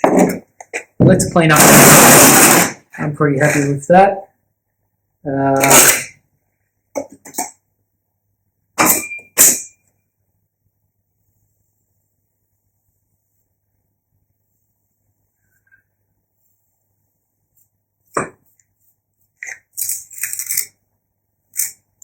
Bear with me.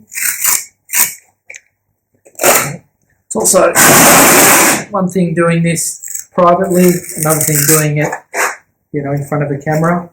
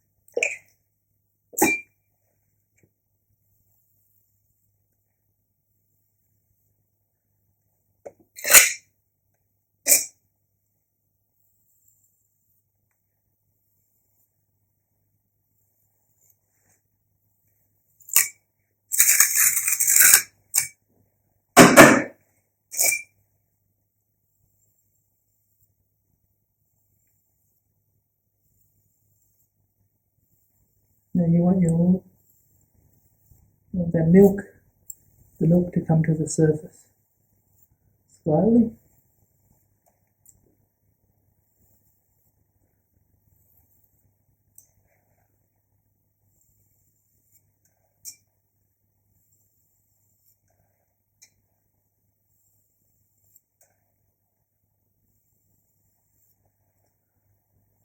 Now remember, when you put your cartoon on here, the paper is also going to smoothen out your surface to some degree.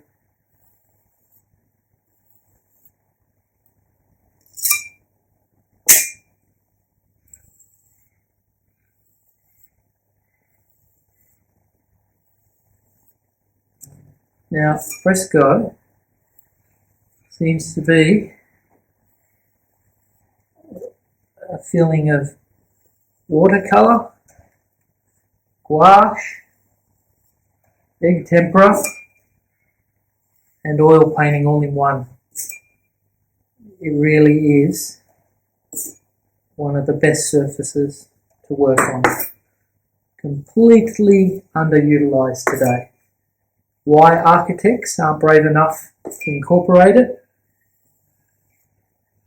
I don't know.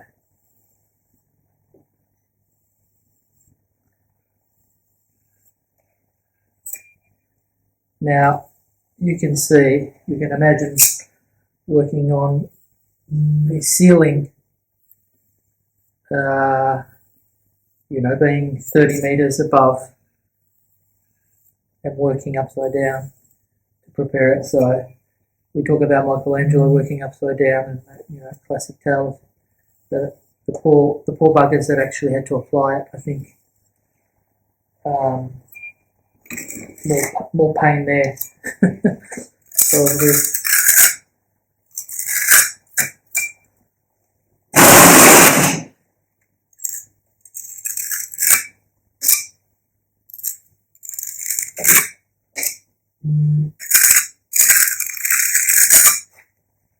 Okay, I think we will stop here. We'll let this sit for a while. and we are going to go into our next phase, which is a transfer of the cartoon. I'm just going to remove a bit more of that milky line.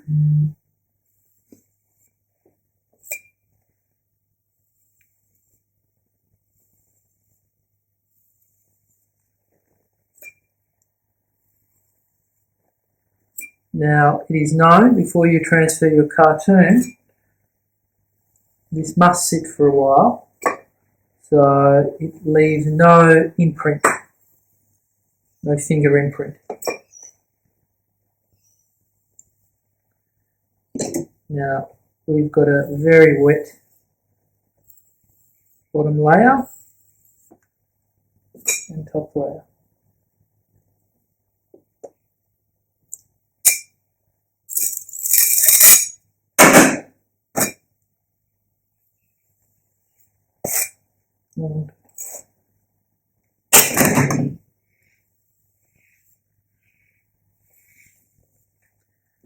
Another thing that happens with first-time frescoists is that they know that there's a limit to their painting time, because this will start to crystallise, within 15 to 20 hours.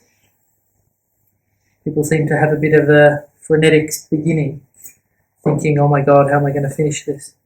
But if you just relax into it, you'll actually find it's sufficient time. And what happens, it actually begins to teach you to make decisions a lot quicker and commit to your line making. So drawing is essential. Again, depending on how you choose to make your picture, because I could just as easily on this surface drop pigment over it and let it dry and be done as an abstract piece, which could look quite beautiful too. There we go. Let's let it sit, and let's move on to our next phase, which is the cake decorating, painting on the surface of the intonaco. Thank you.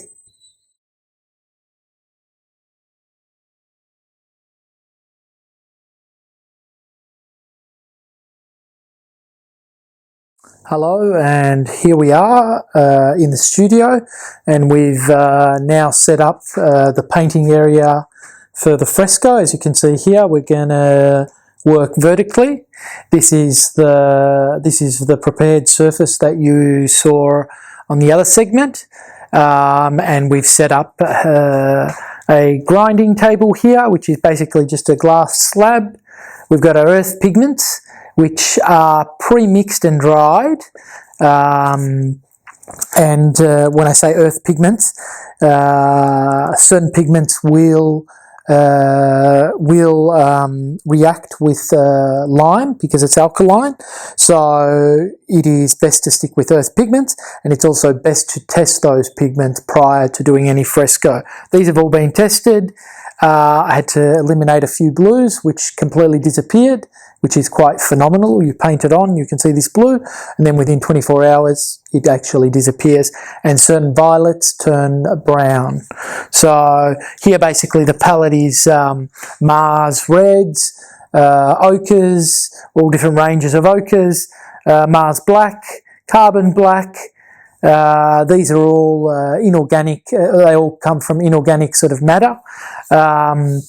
And then we've got some CADs resist well, and ultramarine blue, cobalt blue resist quite well with fresco as well.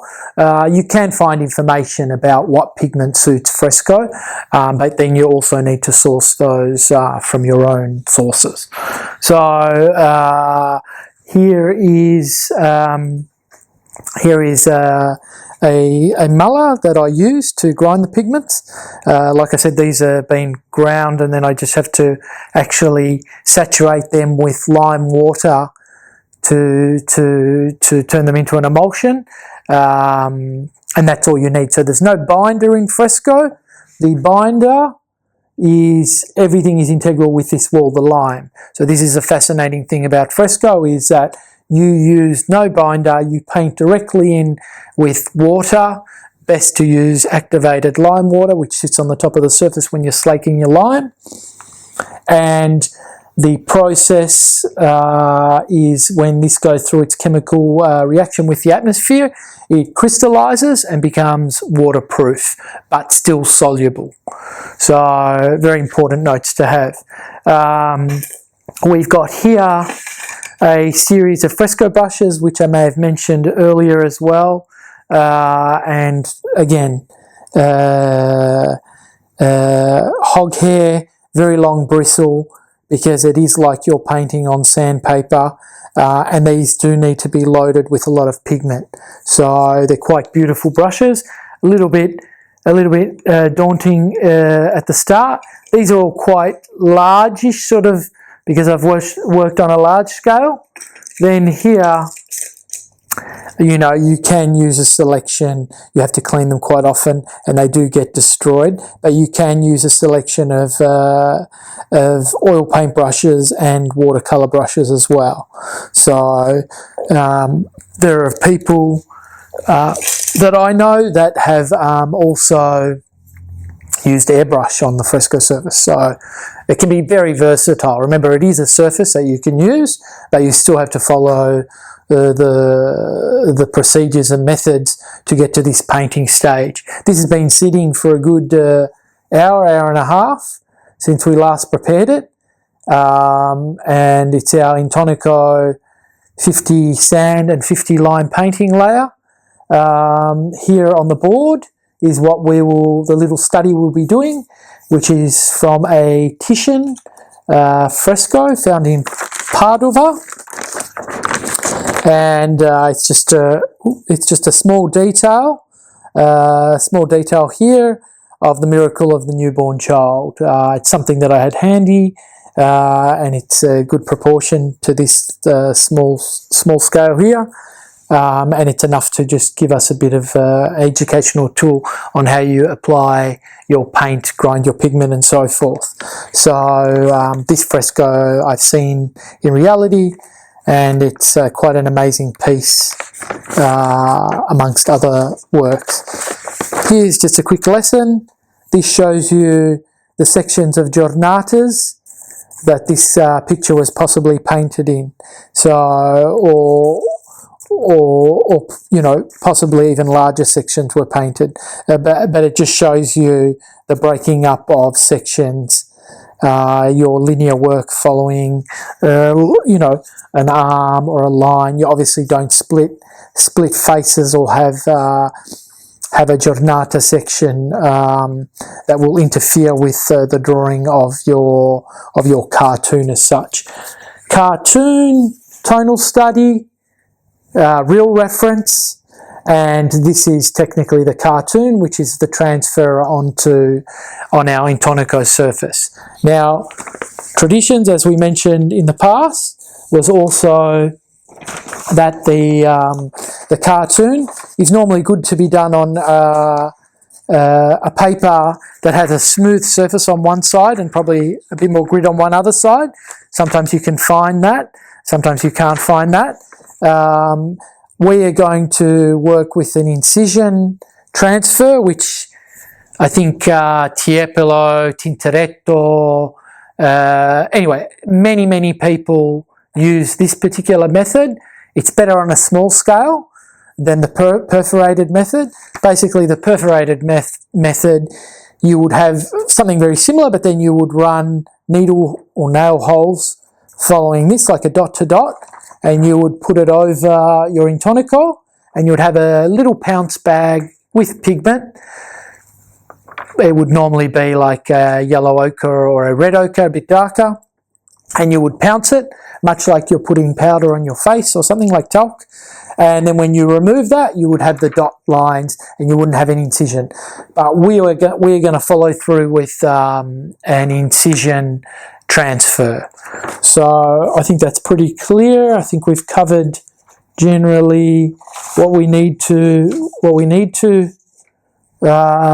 Yeah, so that's basically it. Here actually are just some samples of where earth pigments would naturally come from. There are quarries all around the world. Italy had some famous quarries. In fact, burnt sienna came from, I think, Sienna. And these are just examples of like a carbon black. These things were used to be ground down, then turned into powdered pigments. Today, we have much more sophisticated methods of getting a really fine, basically getting our pigment already ground super finely. And this here is an example of limestone pre-cooked. This is normally cooked at about not 400, probably even higher than 400. Up to I think 1,000, and then that when that is baked, that is ready to be slaked in water basically, and then that becomes active lime, and the lime putty that we've used throughout that process. Here also, this is quite light and chalky, but that's just a ball of dried lime. Which again, I mentioned earlier that this is ground and turned into a powder consistency, and then can be mixed with lime water, and it is basically, oh, there's the dust there. So it's a very fine ground lime dust that then you grind with water, and it makes what is known as Cennini white, which is beautiful to use right at the end process. As you can see, right through the whole process, you have an element of transparency, and you always come back to the lime. The lime is the most important thing. Transparency. If you're painting opaquely, you're painting with lime, so it's always relative to the ground. Thank you.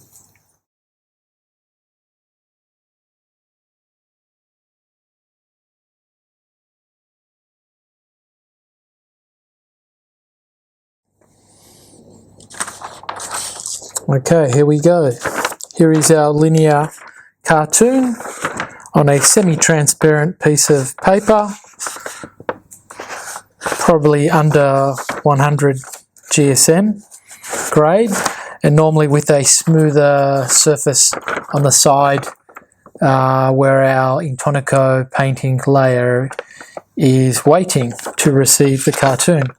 This is still very soft, so you've got to understand that it's a very volatile surface when it's wet, so you've got to be gentle, and we've been now waiting a fair while, and normally the test is a test where the surface no longer leaves an indentation.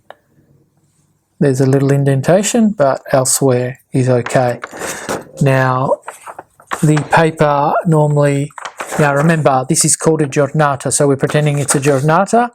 If you're doing 2 giornatas, you'll have a section that you have to remove and then reapply the Intonico within that section, which we might cut and do a test later if we get enough time.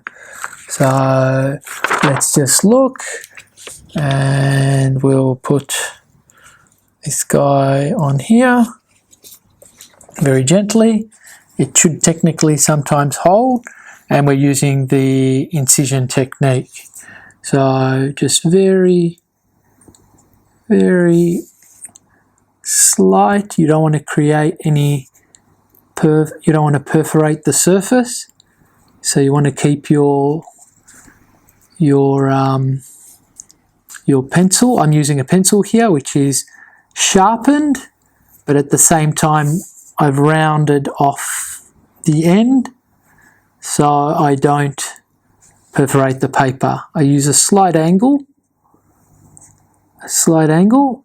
Now the image here, which I mentioned earlier, comes from Tiziano Vecellio's fresco, which is very rare for Tiziano to have a fresco, which he would have done, I think, at the age, I think it was 18, amongst his contemporaries, and he completely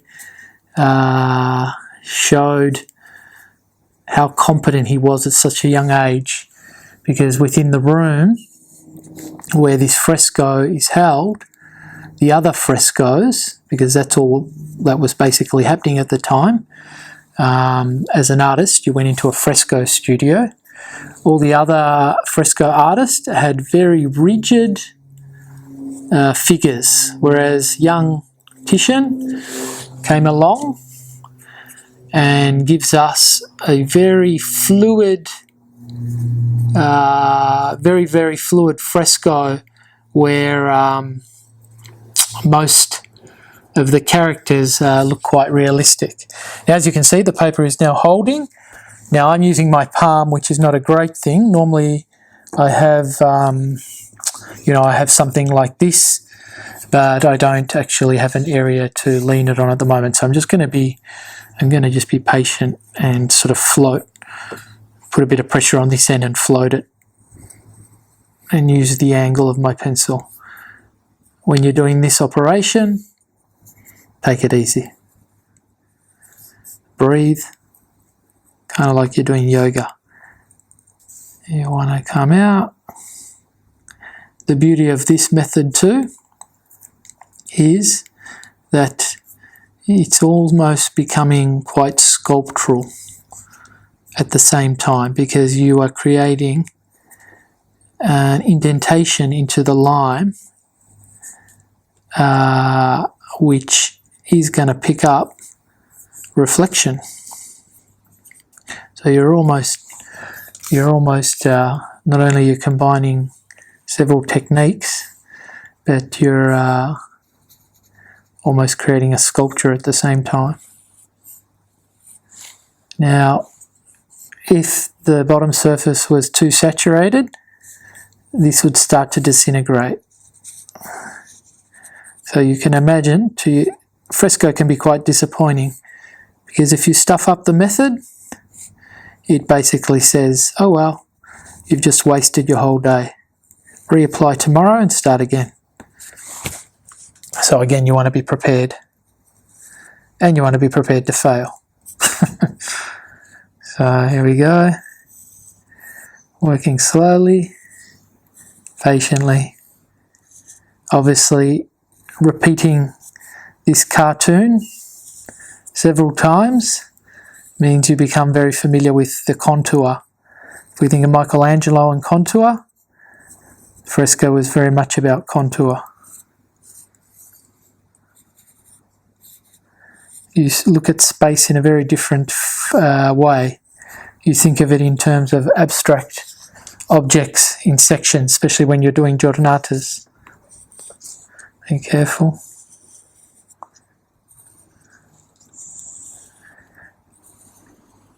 Now, it is known that Goya had a cartoon, and he did his incision work, and this amazing dome in Madrid. But what you do when you follow his incision marks, the incision mark is here, but his painting's here. So he was so amazingly in the zone that he discarded his incision marks and he painted this fresco as though it was like some Japanese watercolour.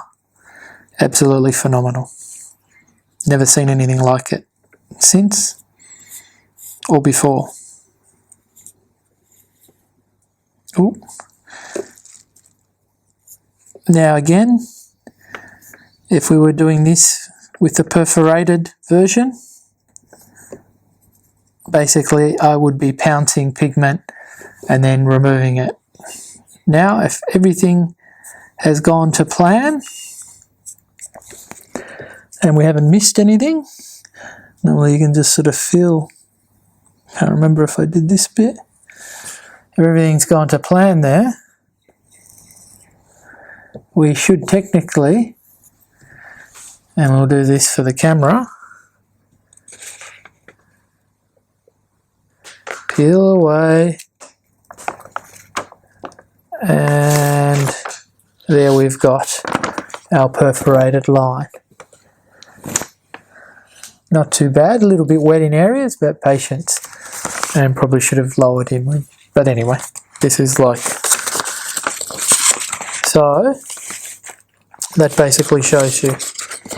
So it's picked up a fair bit of water because this is quite saturated, but that's okay. Could have waited probably a bit longer, but I think we'll be good. It means we've got plenty of painting time. And so this guy can now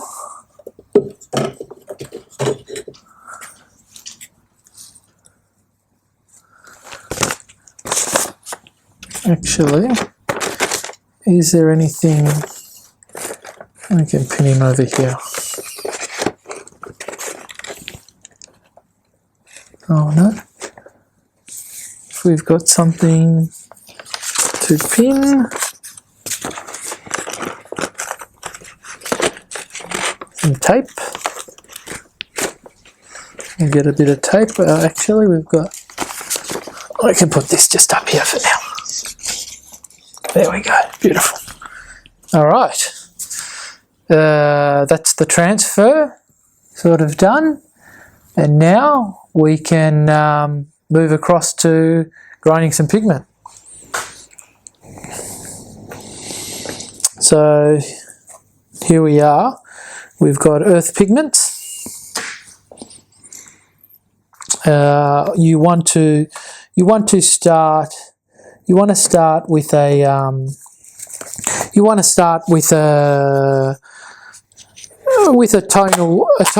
tonal range of pigments. Always earth. Now, as I said, these have been pre-ground, but I would just show you. I'm going to show you how they are ground. So that's an earth pigment there. So we're just going to get a little bit of that, and this comes from Florence, and it's ochra giallo, warm ochre, from Zecchi in Florence. Now I mix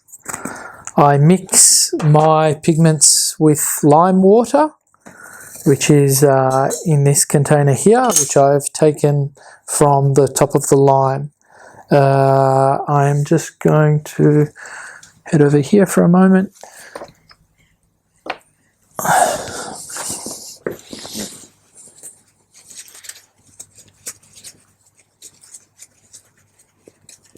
Just going to use this little guy.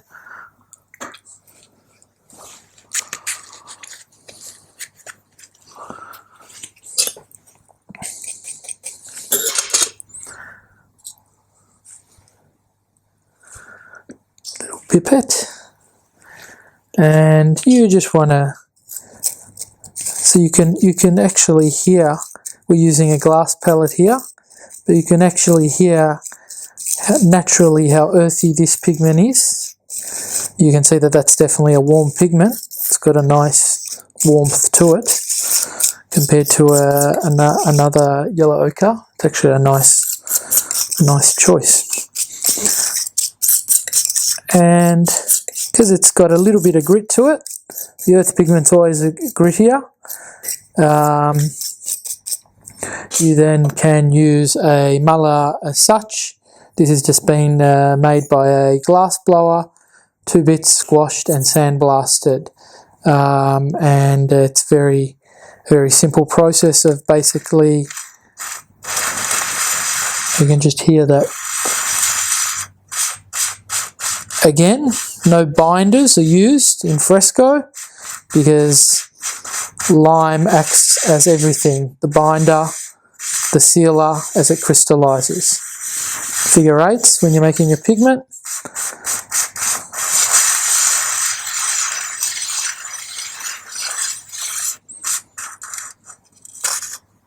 There you go. And you got a nicely, so you can see I didn't have to work that too much.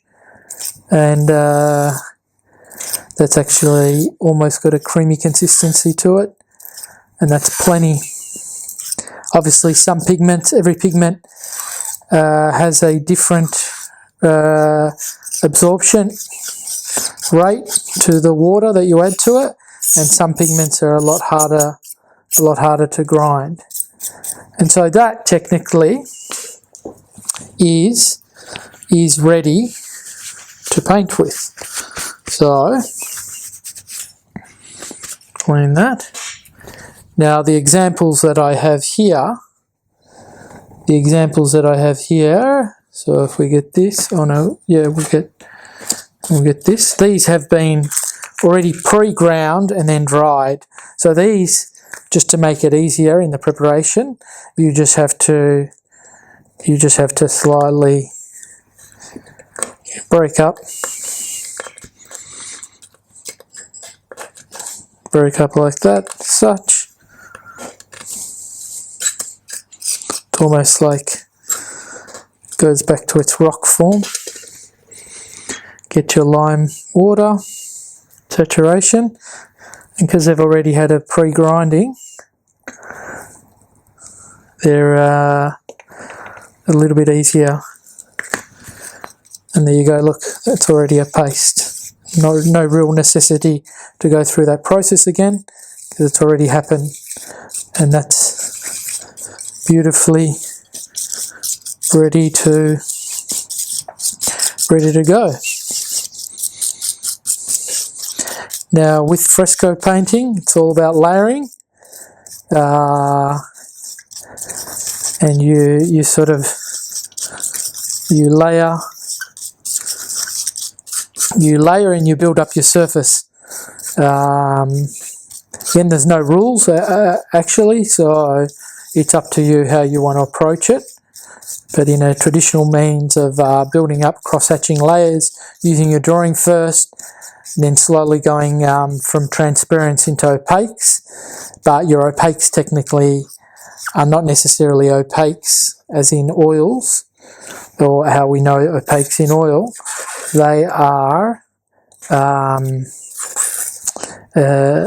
pigment that are mixed with chenini white or lime, so they become a bit more pasteurized as such. You want to avoid using whites until the very end, to use the luminosity of your lime base as much as possible. Remember, fresco also dries dramatically lighter than what you're actually going to be painting it in, because you're working wet. So you've got to be conscious, very conscious, that what you paint the next day or next 2 days is going to probably be, I would say, nearly 40 to 50% lighter, or maybe 30 to 45% lighter than what you know, it's just like having a glaze on a painting. So you've got to be conscious to work tonally slightly darker, because you can wash out, your painting can become completely washed out. And so as you can see here, we've gone from a warm ochre to a red ochre to more a earthy brown to give us our tones. If we want to darken those, we can either use a black, or we can use a blue pigment, which will bring these into a much darker hue tone. A bit more water on this one.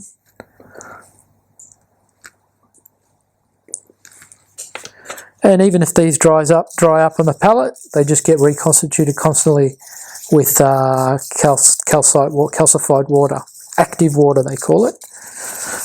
Amazingly, active water now is being used in restorations a lot more in places like Pompeii to reconstitute stone and stuff, rather than using chemical processes. They're going back to lime and the micro properties of what lime does is important. So there we go.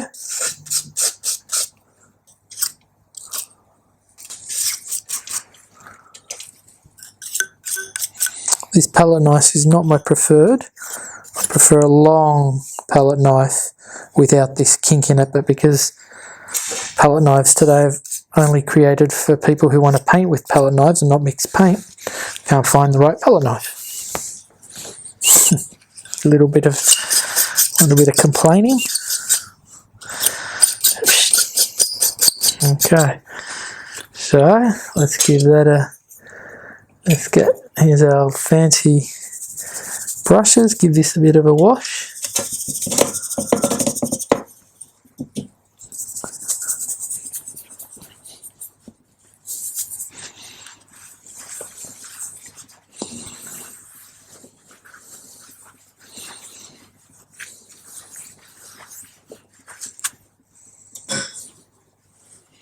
Okay, and now we are just going to, I think we can be happy with this palette for now to actually start to draw in. So we're going to find a finish kind of brush. This is the Korean and Japanese brushes are actually quite amazing for the use in fresco. The only problem is that you do damage them a fair bit. So just to aid us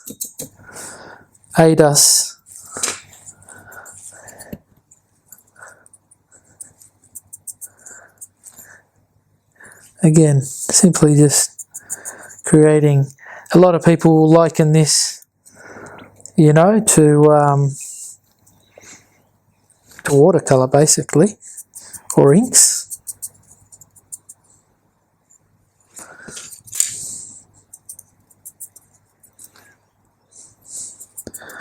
Load up your brushes.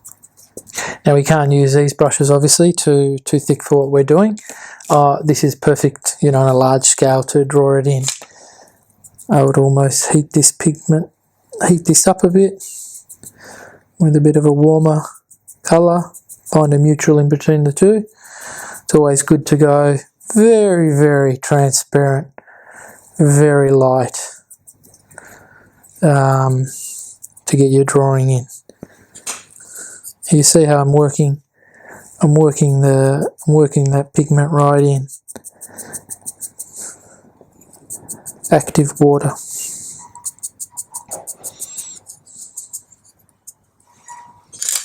Okay, let's head over. Let's head over here. Let's head over and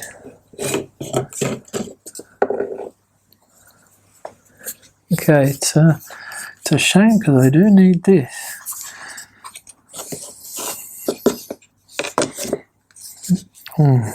Okay.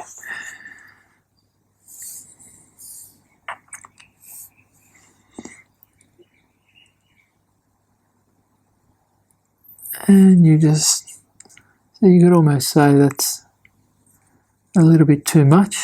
You just come over, work quite transparently.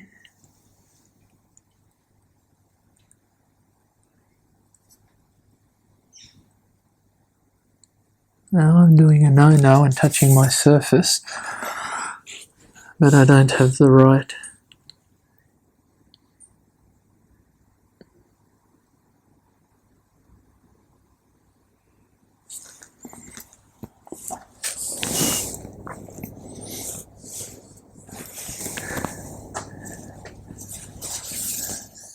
We've just had to readjust the easel. I've had to put this here to give me support here, obviously, because it's such a small example that I've just needed to readjust the easel accordingly. So I've got some steadiness to do these finer drawing sort of aspects to the work. So a bit of patience there, guys. But we're back on track and feeling a little better with. So, as you can see, if we were working with the working with the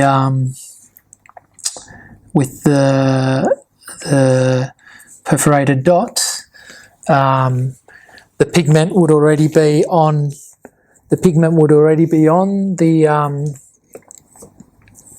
the actual fresco surface, and we would be working,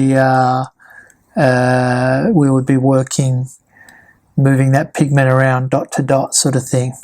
But as you can see, we're sort of adding that as we go, and so you can sort of just generally start to place those marks. Now, because we've got quite a soft surface, we didn't get a great transfer, but it's enough detail to work.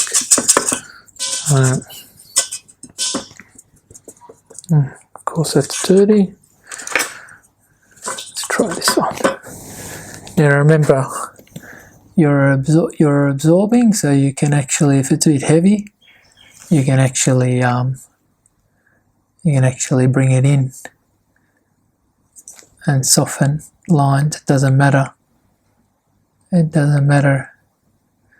One thing you don't want to do is start to bring up. You don't want to start to bring up the lime surface initially. You don't want to bring that up where it begins to mix with your paint. You want to keep that quite. You want to keep it at bay initially, because remember, lime dries incredibly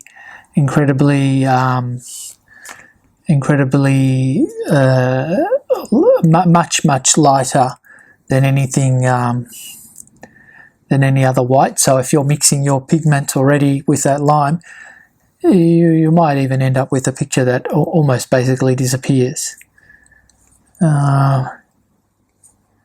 Now we're being very fastidiously meticulous here, but I just find it's good to settle into the drawing aspect of the picture making. I feel a lot more comfortable now that I've got my steady eddy, my steady stick, which I call the Poco.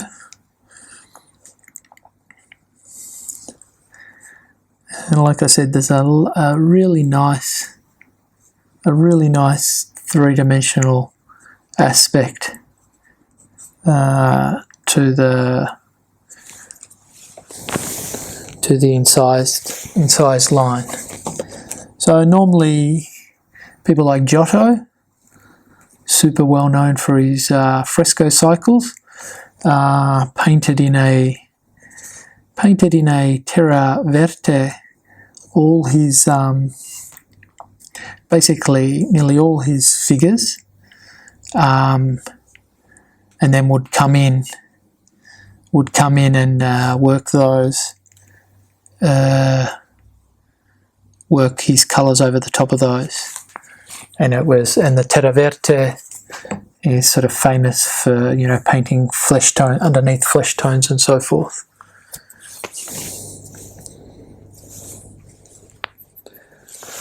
Normally have a palette a bit closer to me. I don't have to do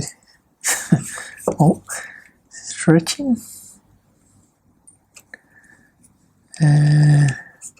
So a lot of this information eventually is going to even disappear sometimes underneath. Like I said, you're just putting it in, and putting it as info. Now this little character here is meant to be a newborn, and he's meant to be immediately talking. So he's got his mouth open. Quite cute. Oh. And we follow down, come through here, come through here, and I might even take the liberty of mixing another colour to do our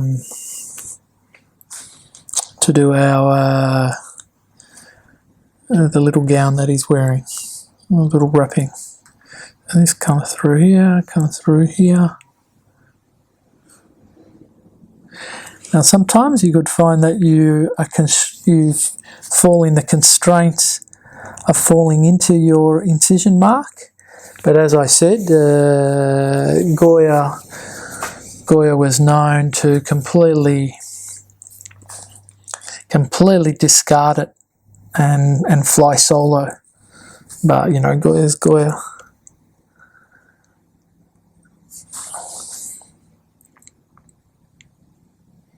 You can barely see the feet here, so we'll just have to draw them in ourselves. A bit of foot confidence, and that's why we refer always to our drawings here. Ooh, excuse me. There we go.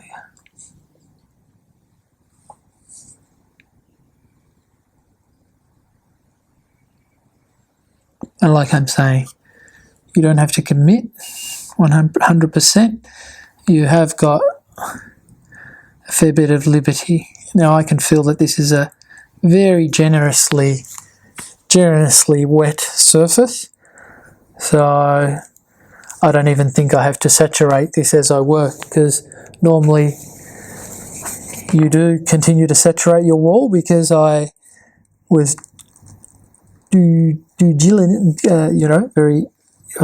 what the word is. I was prepared basically to have a long painting day. I pre-saturated the whole cement block here, which is quite thick. So that's almost acting like a fridge. Very, very fresh. Quite beautiful to see the drawing. You can see sort of. So we're going to go back to the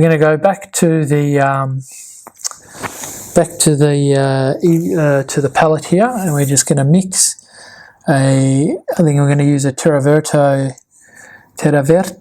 and sorry, we'll just get this a bit beefier. A Terra Verte, maybe too beefy. Terra Verte and ultramarine blue. So let's move over to the palette, or a cobalt blue will do the job in this case. So we've got a cobalt and we've got a Terra Verte pre-ground.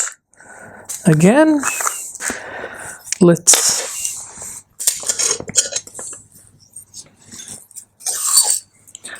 move this across.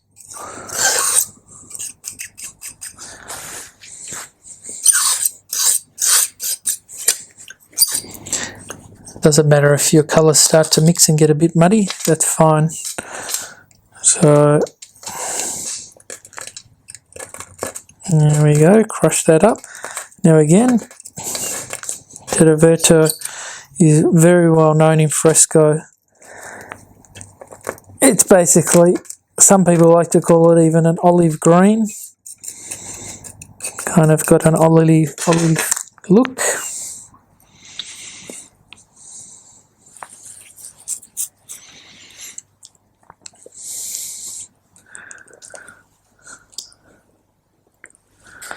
There we go.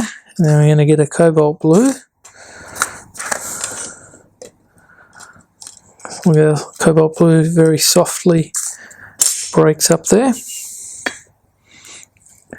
And the range of pigments, it's limiting, but at the same time it's all you need.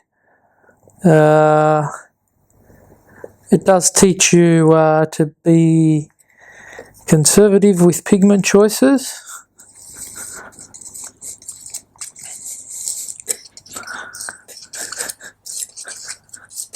It's a beautiful cobalt blue. And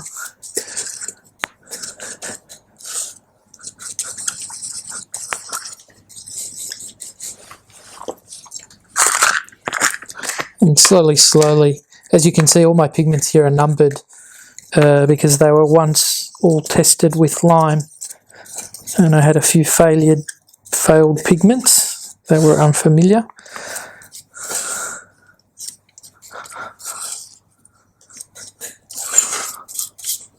Ooh.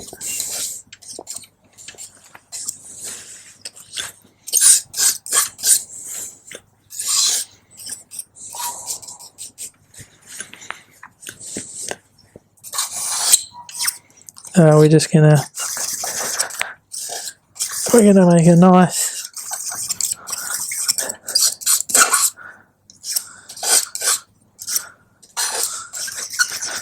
grey actually. When you're making your grey, try not to have any colour dominant, obviously. You want the equal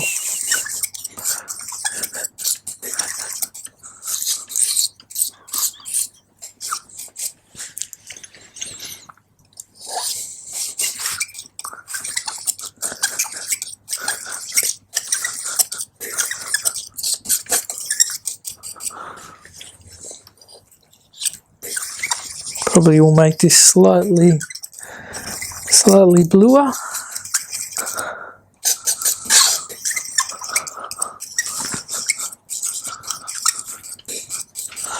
Always referencing the drawing.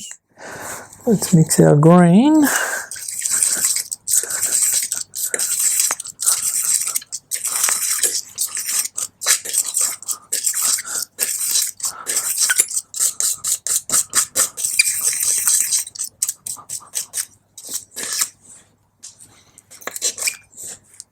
So you get a build-up of wasted pigment on these palettes, because they're not flat. Palette knives, sorry. Okay.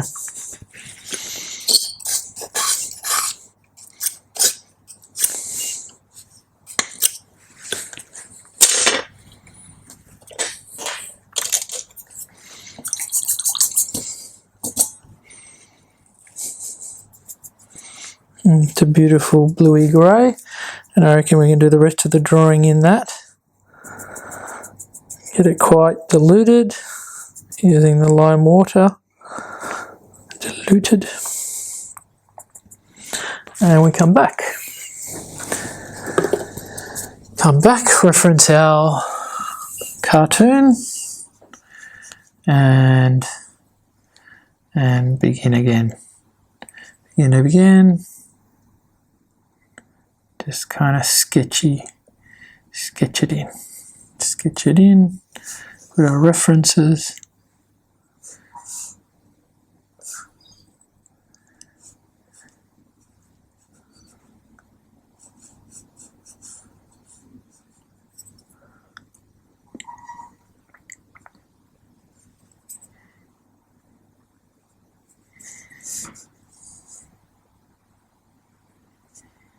Load up again.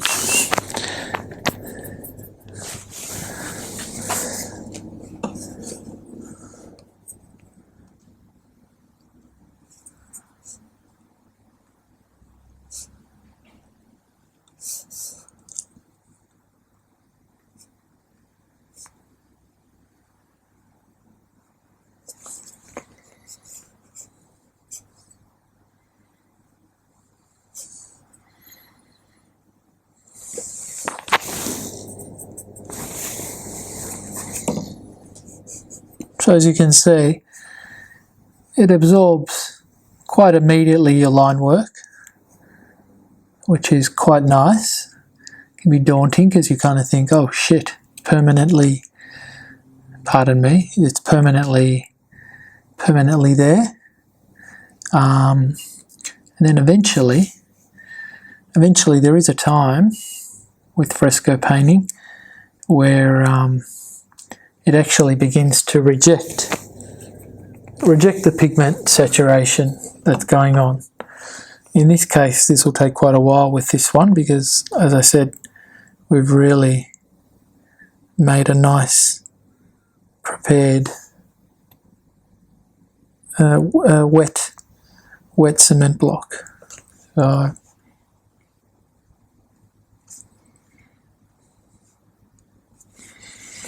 now generally we've got all our information in pretty much, and we can refine that and change that according to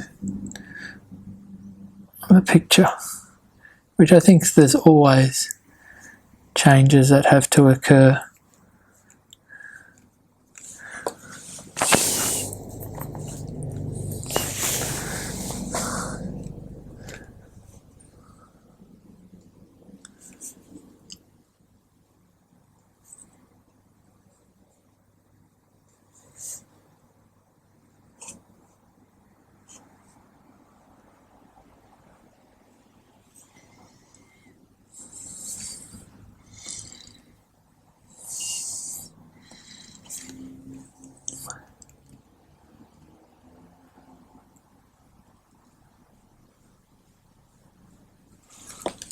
Okay, so that already shows you that in that grey pigment you can see the cobalt blue sort of showing through there, and shows you how nice it sits. And now what we can do, we can let that information sit in there, and we can come in and start to cross-hatch with some darker tones with a slightly wider brush, hopefully.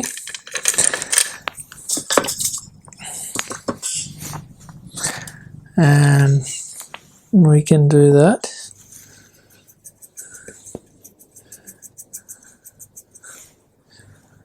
Can even red it up a bit.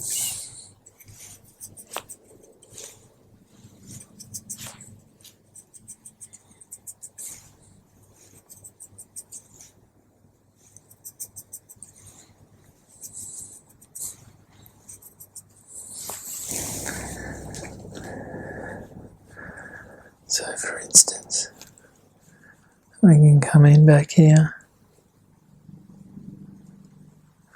and we can already start to darken areas completely.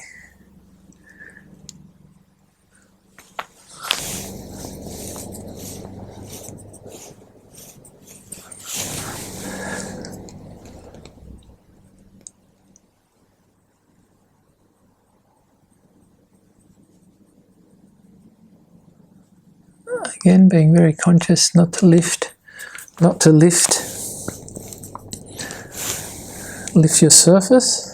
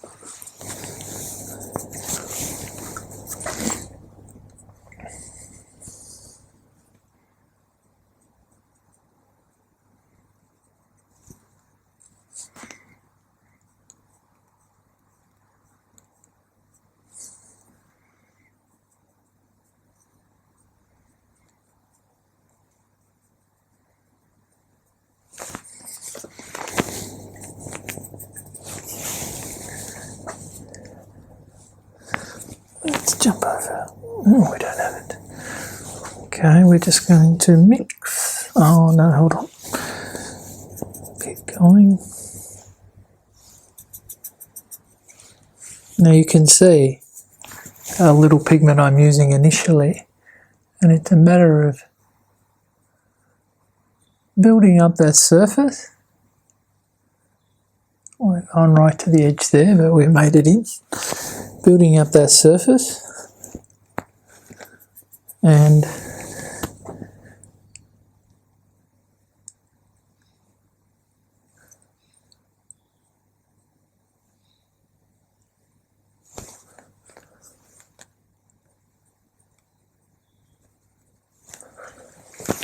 using your transparency. And then eventually, when your marks start to float within that space, you begin to glaze over your marks. And sometimes you have to reapply them, find them again, and you can kind of see the method.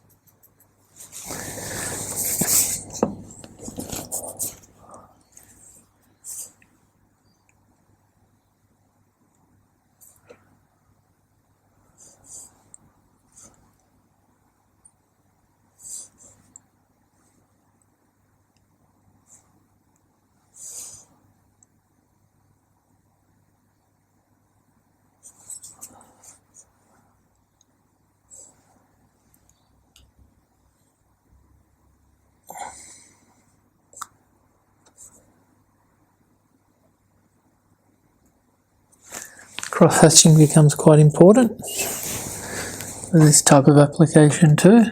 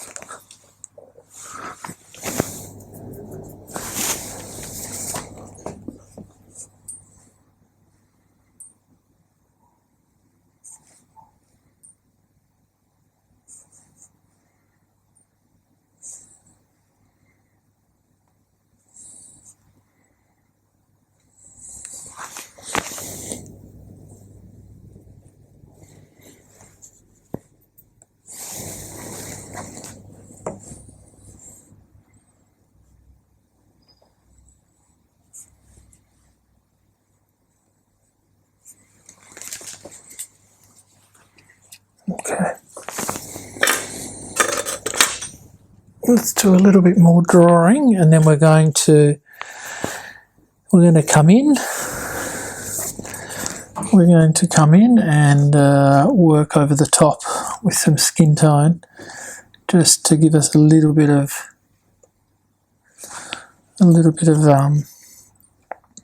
variation that we can come back into.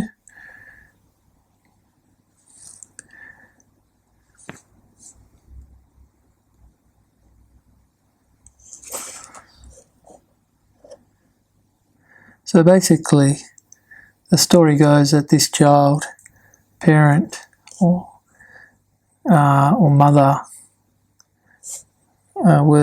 had committed adultery, and the miracle was that when he came out, or he was born, he basically declared immediately that it wasn't true, and that was the miracle in the presence of Sant'Antonio. Dramatic.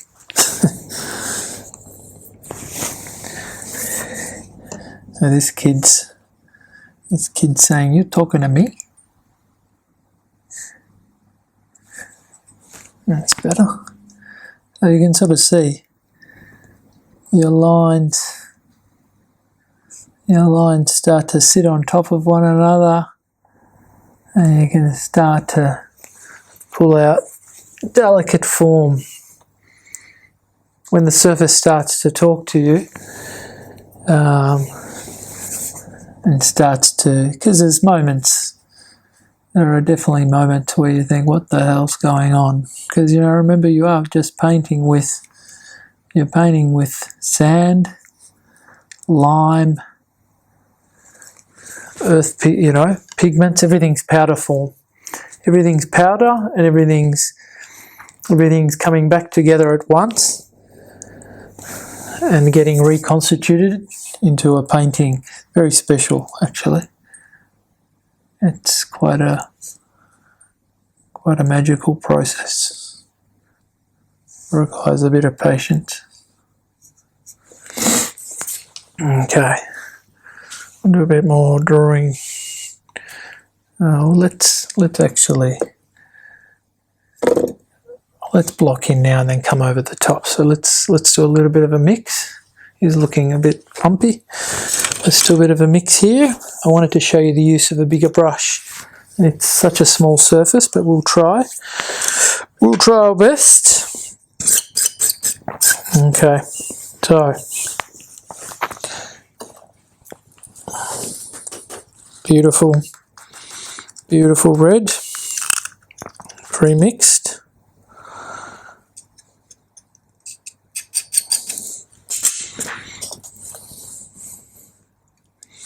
So again, all inorganic pigments, no organic pigments in fresco. I'm sure some probably has been there's those tales of Leonardo trying to push fresco further and experimenting with a lot of plant matter, and the difficulties that it created in the Last Supper, which in the end didn't end up being fresco. He had to and it started falling apart pretty much after he'd painted it, which it's just trying to be experimental. It's a beautiful red, which we are going to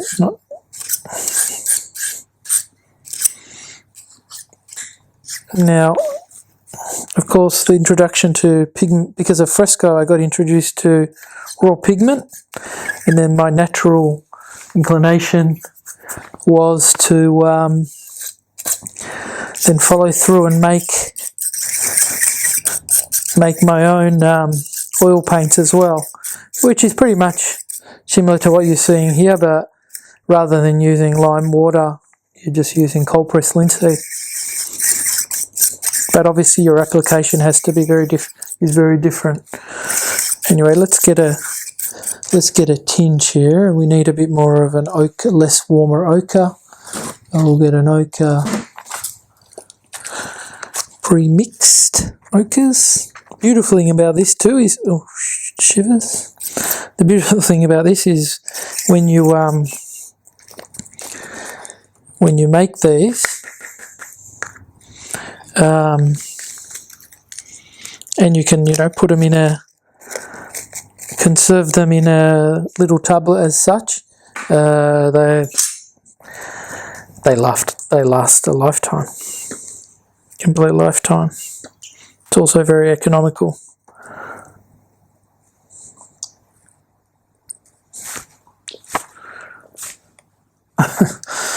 He's looking a little bit demonic.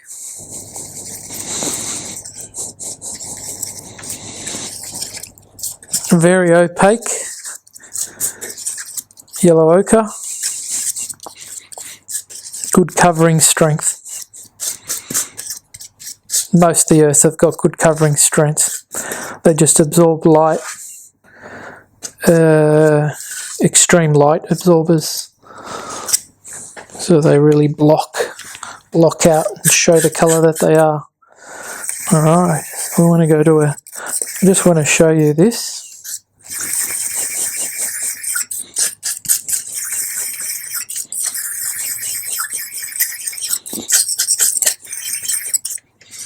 Now again, avoiding white, going to go very transparent initially, because we want to get to a point where we want to use our highlights. So we don't want to ruin our highlights by using white all the time and pastelizing everything and destroying the luminosity of the fresco, because fresco is one of the most luminous painting applications there are. In fact, you walk in to any church and they are absolutely really brilliant looking. Let's try and use a bigger brush, even though it's a bit unethical for such a small thing. But we'll just give it a go. We're here to give it a go. Gotta be careful too, because sometimes you don't wash your fresco brushes, and because it's pigment that can reconstitute, and you might drop it in and realise that you've got old bit of black or something that destroys the colour you just mixed. Okay, these are beautiful brushes. Beautiful brushes. Hold a lot of pigment. See how I really work that into the brush? Very important. Load it, work it. Almost like Japanese calligraphy.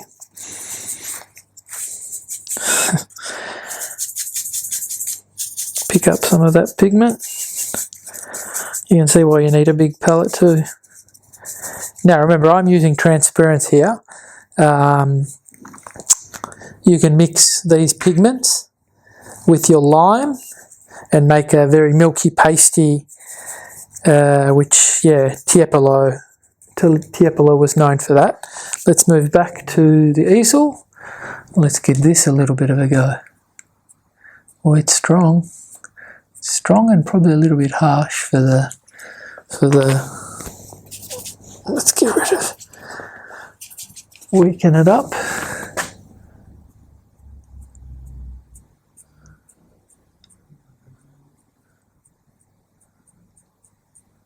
Not bad. Not bad. I reckon we can weaken it up further.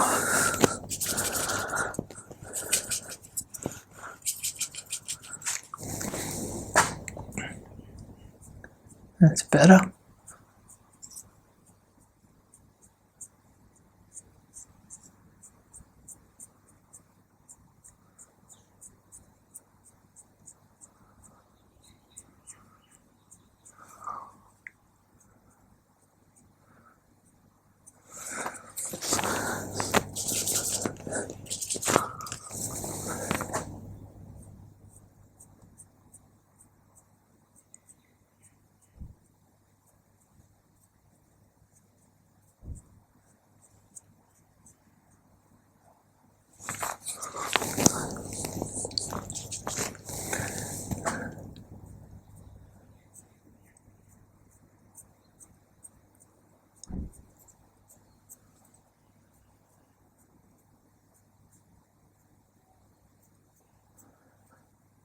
We're just putting this wash in.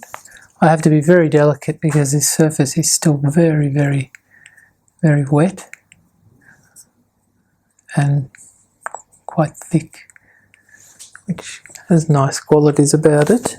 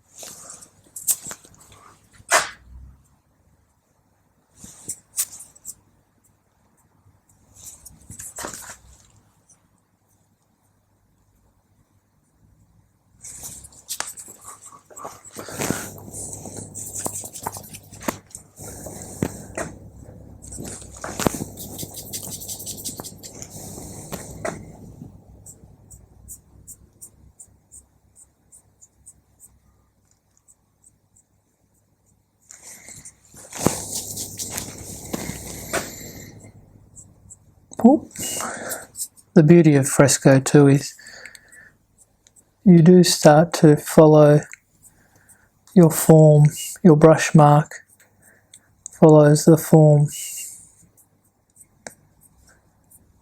You tend to has that sculptural element to it.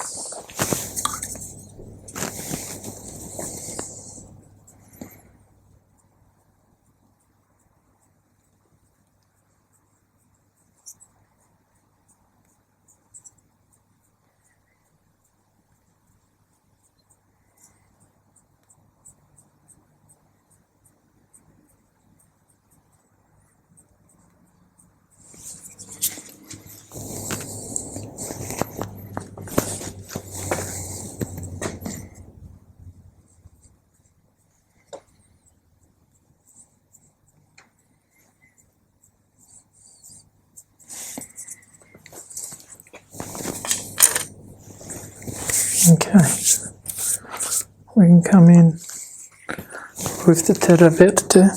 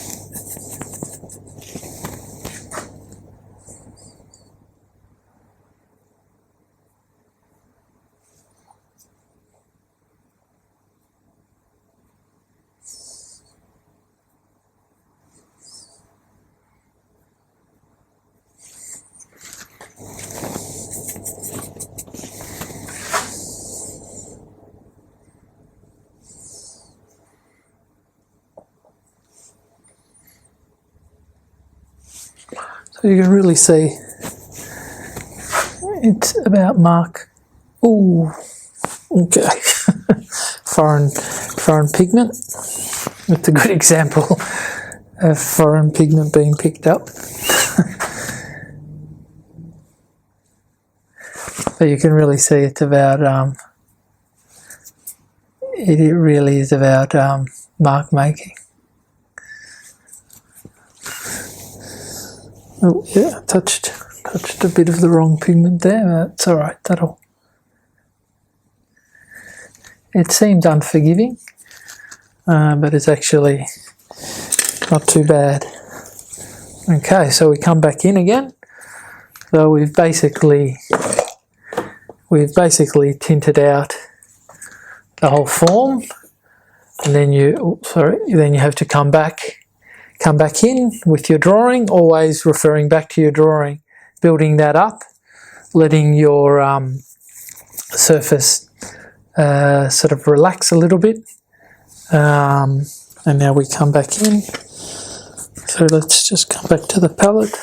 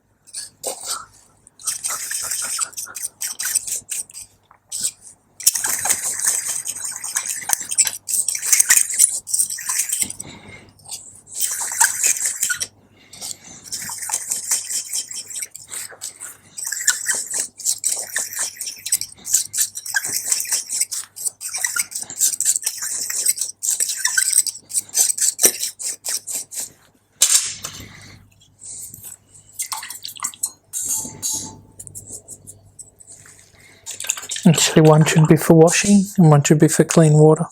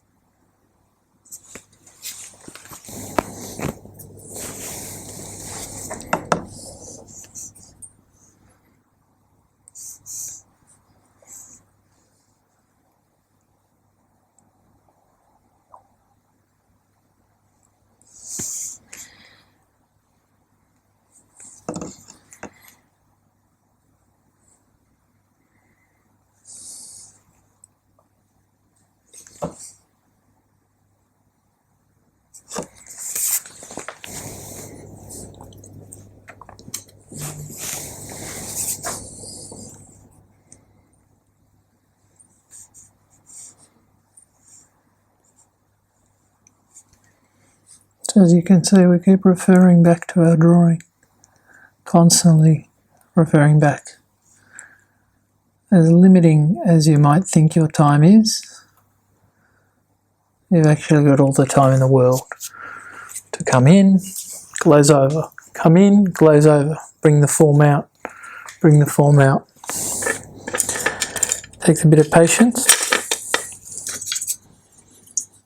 And as I say in Italian, volontà. And sometimes good brushes.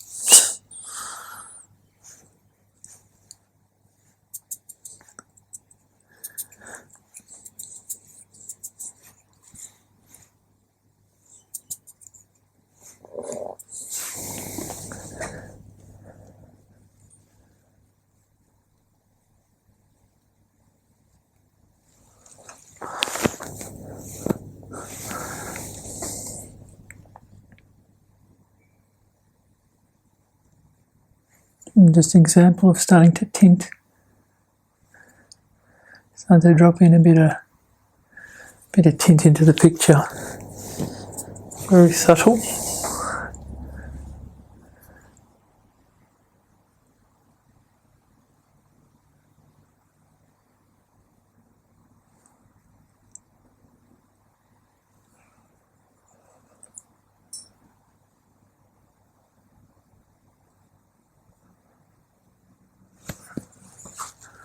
Nice.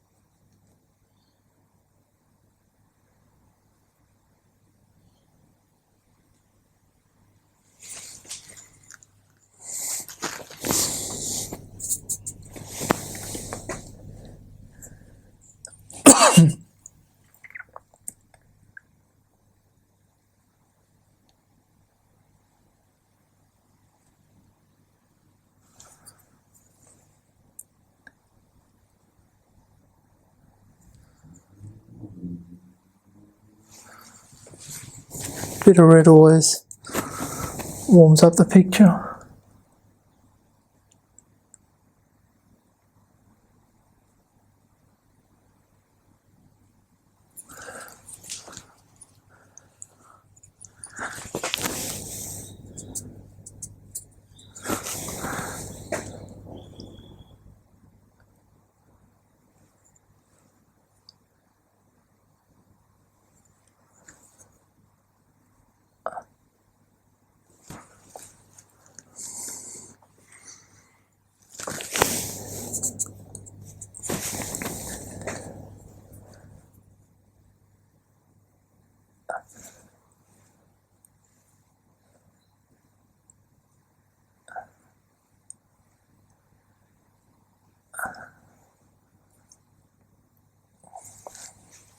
See how those marks just sit in?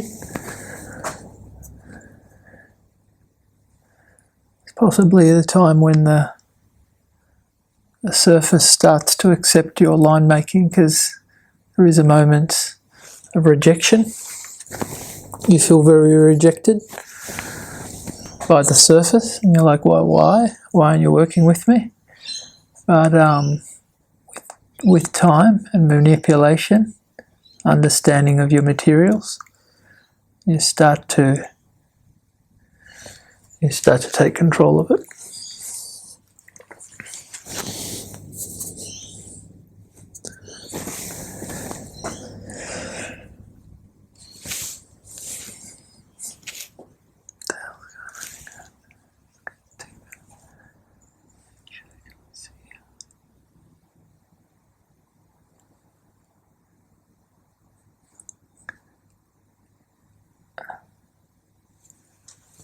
Better.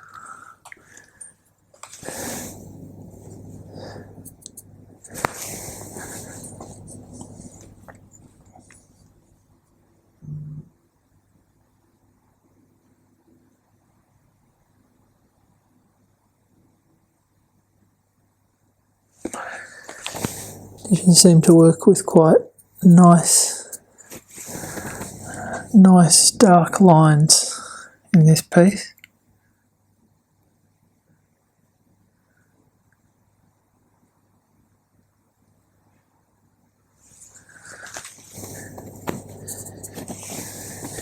His drawing is just exceptional.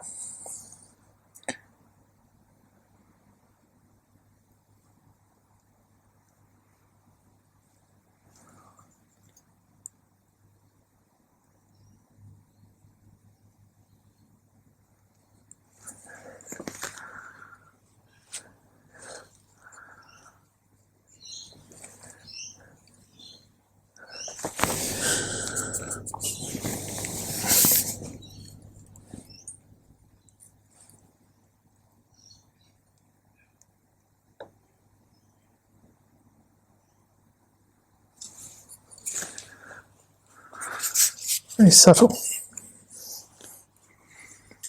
Okay, let's come back into some dark tones under that arm.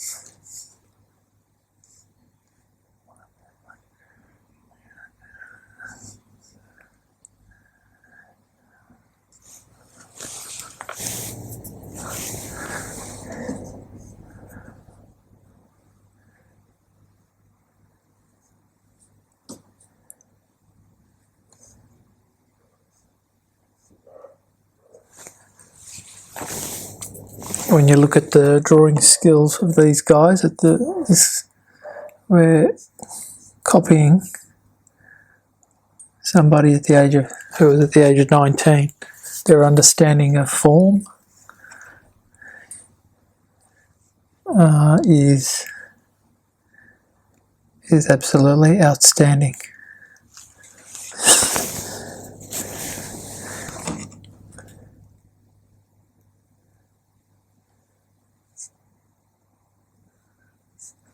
Absolutely outstanding. A lot to be learnt.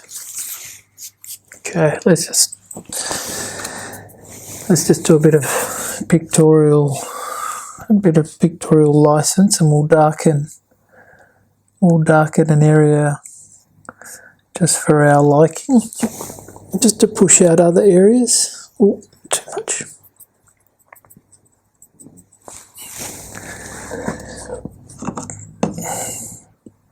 I guess initially the principles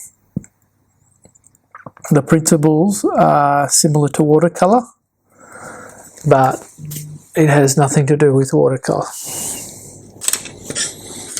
fundamentally. Okay, let's look for a brush. Let's see. Let's use a Terraverte.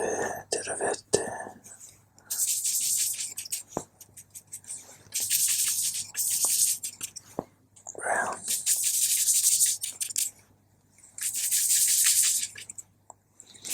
I like mixing my colours with the brushes.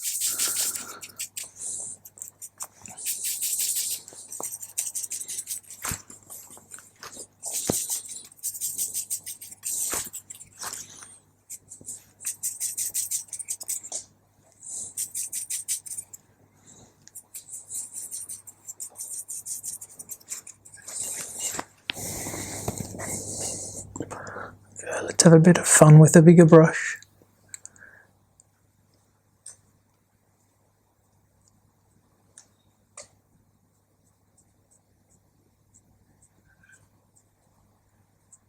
This also teaches you brush control, because you need it.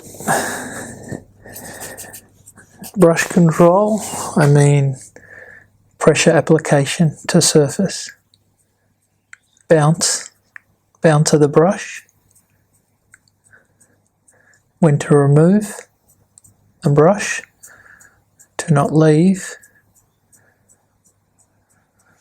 water or pigment dabbles floating. I'm doing this for I would normally probably not go into blocking out, but I want the camera to see what starts to happen with the mark making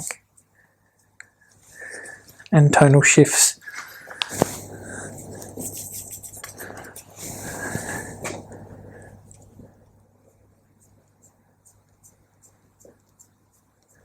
Now you see I'm very committed to a line of hatching.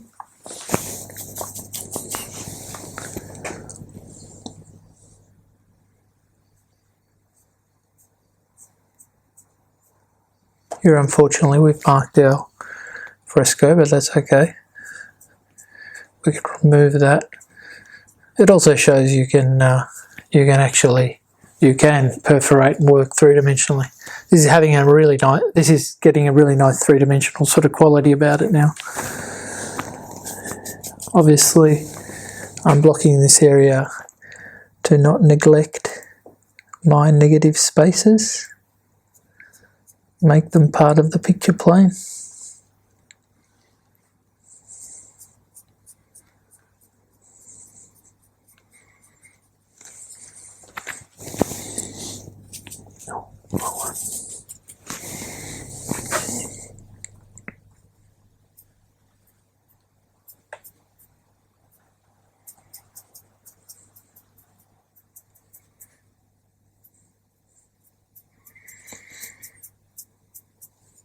See here, I'm actually bringing up the surface,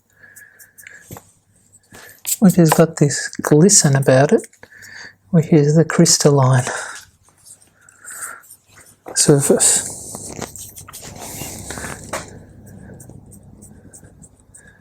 And sometimes we can play with that right to our edge. I can see that crystalline. This is incredibly active lime. Unbelievable lime, actually. Okay. Okay. And we got little chubby cheeks. Now we want to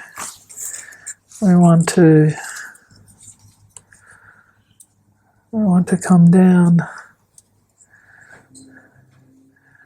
What we want to do, we'll darken this area, we'll darken here and here, because what I want to do is manipulate, use Chenini white here just to kick it in really prematurely, because you need to keep building up this picture. Like, this leg is very raw, but you can see what you can do here. But we'll block this out with the Terra Verte, so then we can, just for demonstration, so show you that and actually come in with some highlights through here too. But I still got plenty of tonal work as I did here through here. But I think we're getting the idea. I think we are getting the idea. Let's block this out.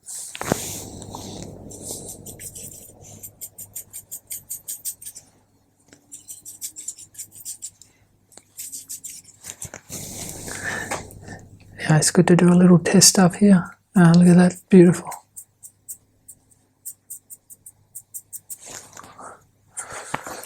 Good old.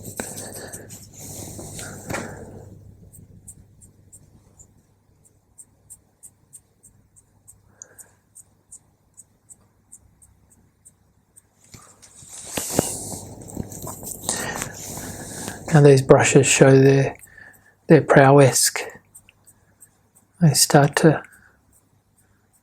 So if you give up early because you are unfamiliar with the surface, it'll just, it has no fear to just basically intimidate you and throw you away.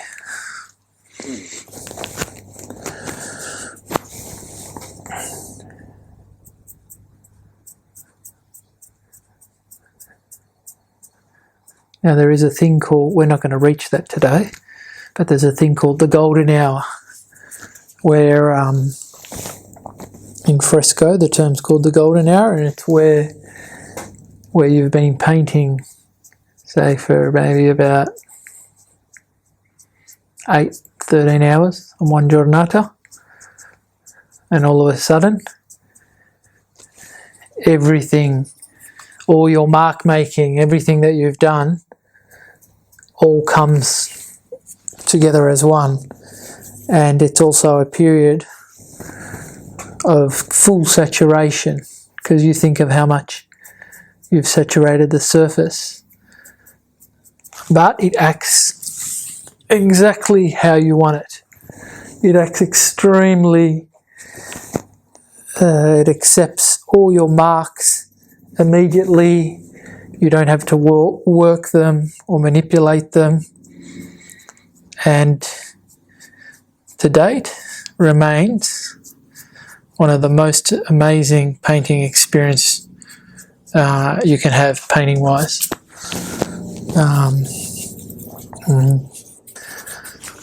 You can Google it. The golden hour, not the golden shower.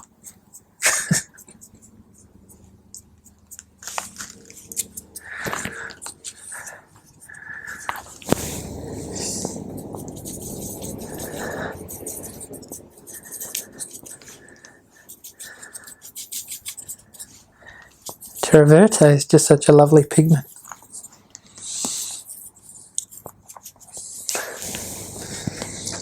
Okay, there's a little bit risque around here. Probably make it a bit bluer. Give it a bit of a bluer. Hard to see. Now we can come out. Let's do a test here. Oh yeah, nice. Always good to test first, eh?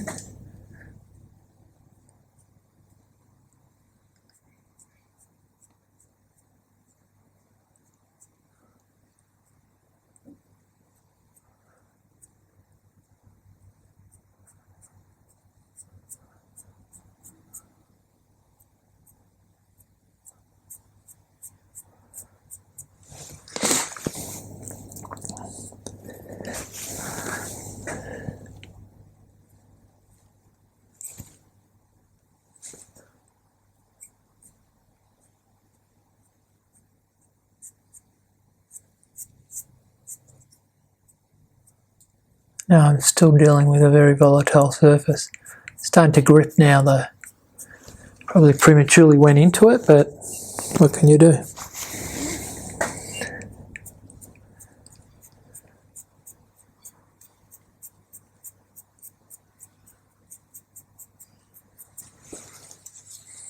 Beautiful. Anyway, you can see your mark making, which direction you go, you've got movement, which is quite beautiful because you go, pardon the sound effects, but it already has flow. Okay, let us block out that bottom half just to get rid of it so we can actually look at some highlights. And then redraw the leg and some of that bottom section, and then start to give some definition.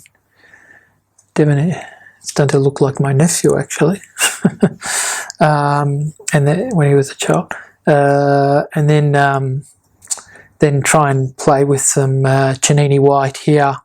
I'll put a bit more earth colours into there, highlights. You can see where there are these highlights here, and I reckon we can call it a day. So let's just block this out.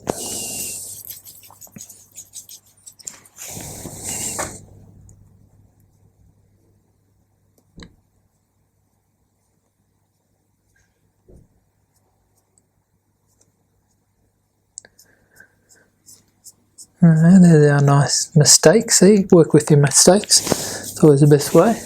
Give it a nice effect.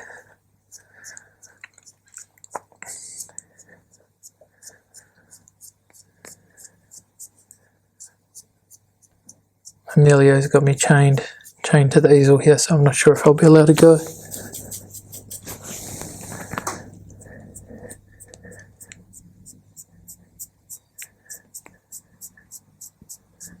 Oh, look at that. Geez, that's soft. It's amazing that it's like so soft painting on this surface. Okay. Let us get back into the drawing after a bit of blocking out. Fun. Let's see what magic we can do with some drawing. Did need a few different brushes, unfortunately not available. Living in between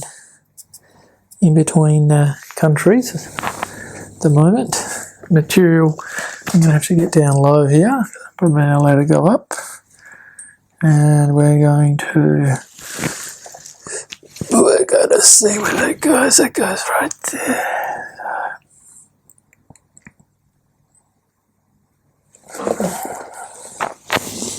Get a bit more red action. Red action, let's free flow it.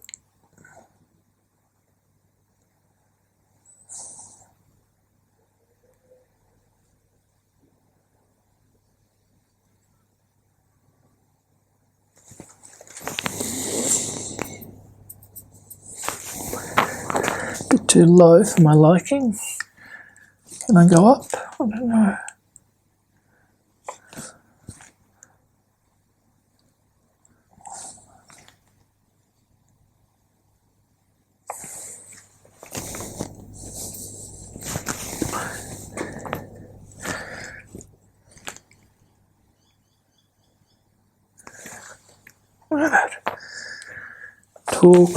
Talk to me, Fresco, talk to me.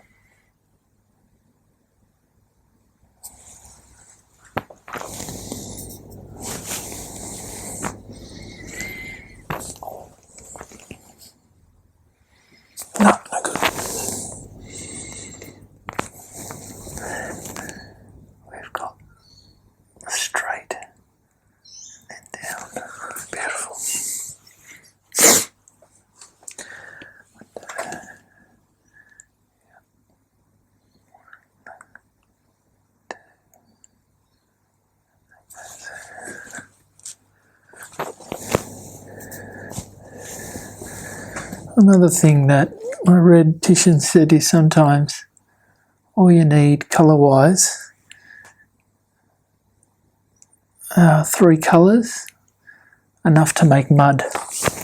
Once you've got mud, you can sort of totally get anything you want.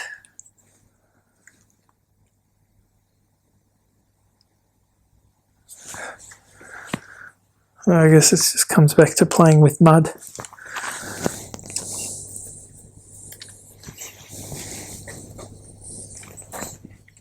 Too low.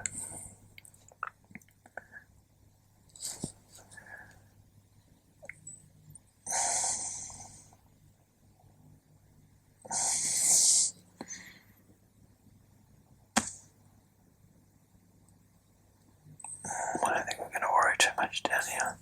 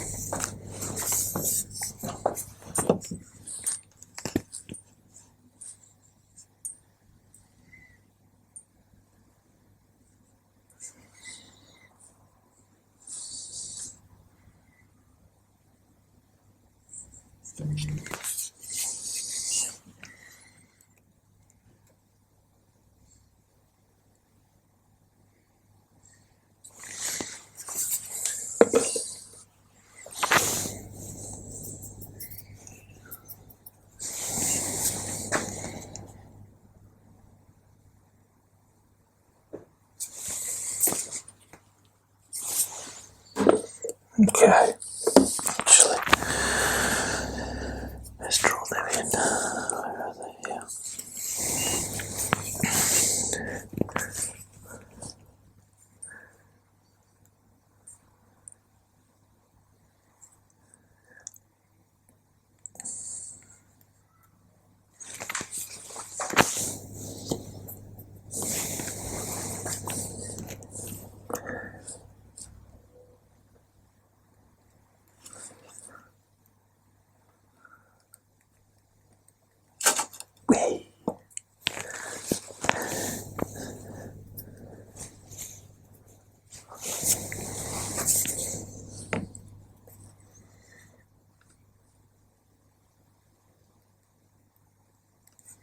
Quite getting some nice close-ups on this cross-hatching.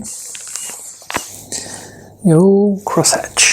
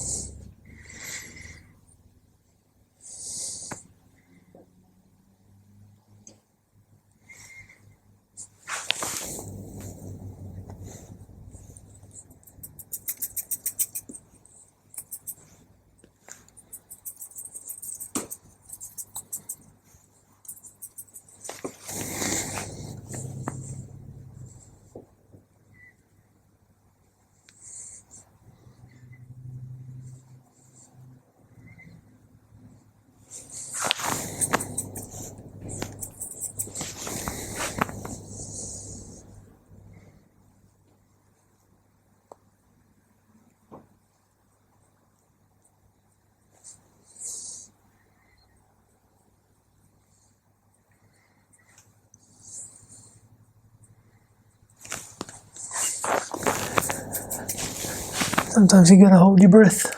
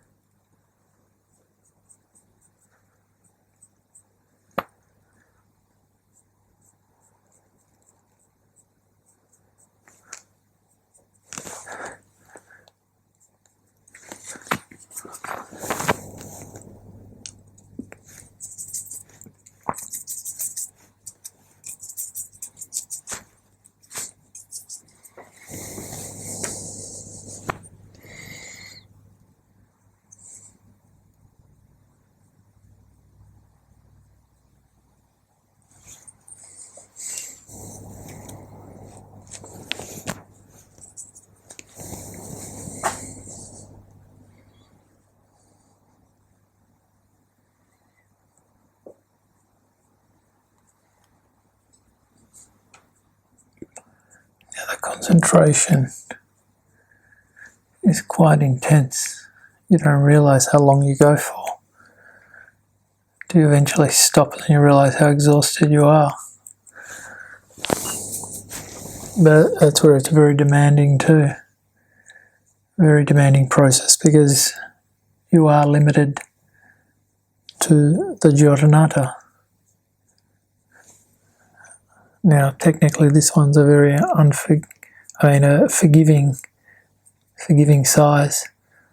But Michelangelo was known to work 2 full-scale figures at a time in one single giornata. Here's a nutbag.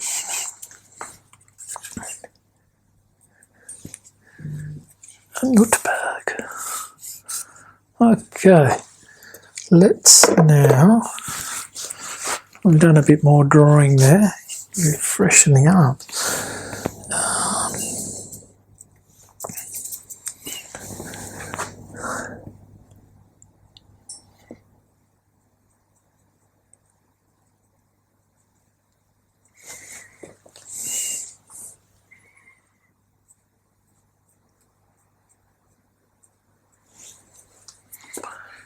We're getting weird light reflections now. It's making it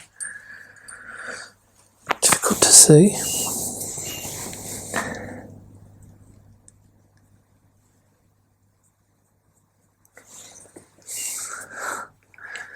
Let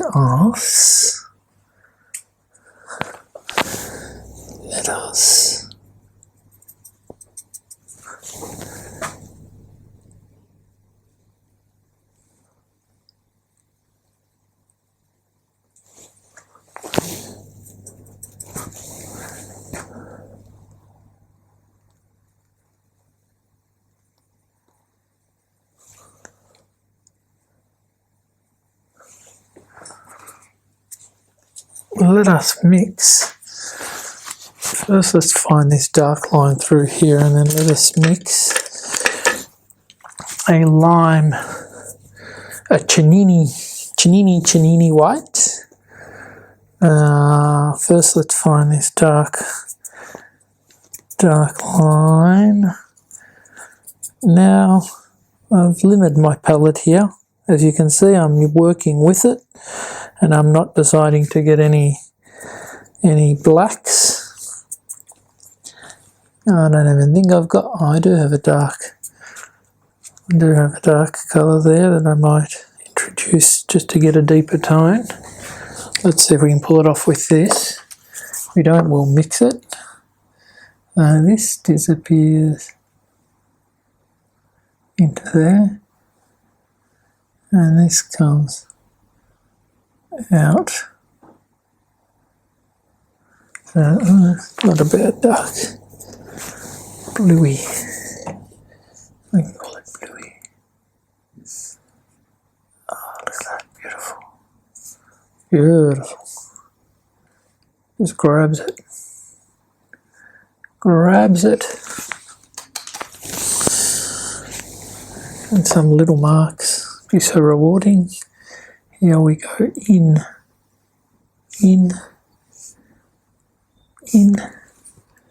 And then we go out. We go out. In fact, we go out all the way and create a roundness here. Superb drawing.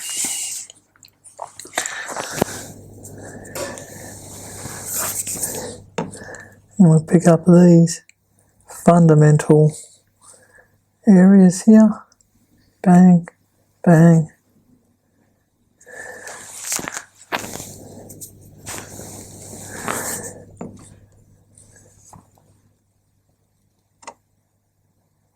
Bang. Did they have nappies back then? I don't know. I don't think they had. I didn't have nappy Sam.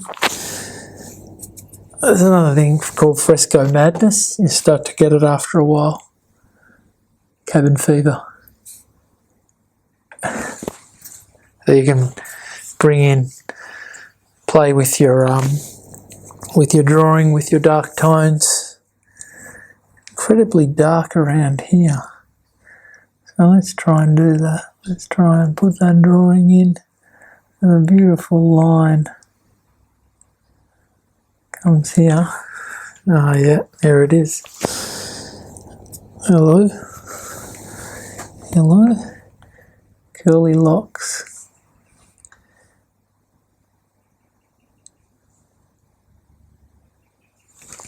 Oh yeah. Behind the ear. So as you can see, you're pushing, you're pulling, you're pushing, you're pulling. Put another little, each time going deeper, each time pushing the limits of that wall. You can see how we can keep going, keep going, keep going. Nothing like it, I tell you. Nothing like it. Should be taught in the art schools, I'd say.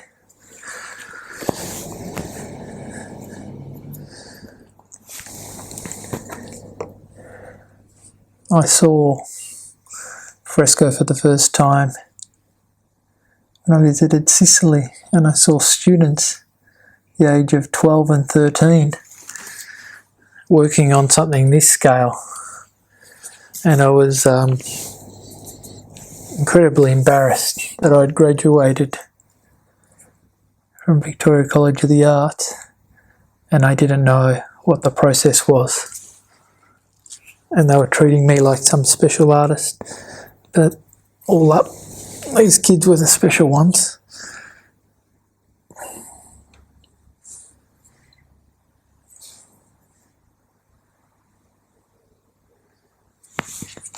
Problem is, probably none of them are doing fresco now.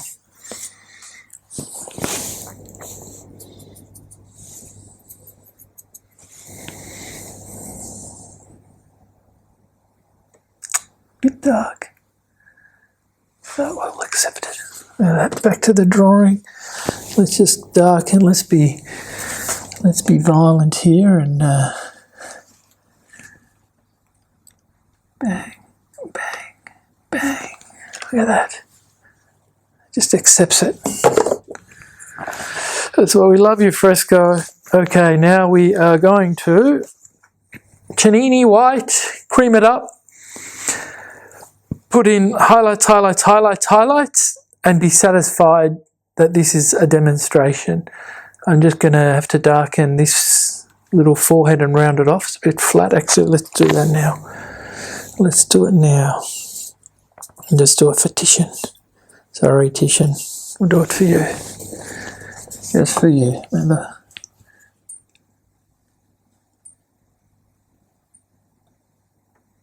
I could have buggered it up. Oh, no, it worked.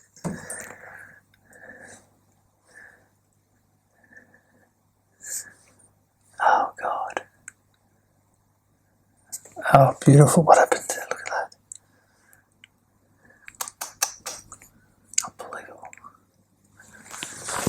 Unbelievable. We're going to say goodbye just when it's starting to happen.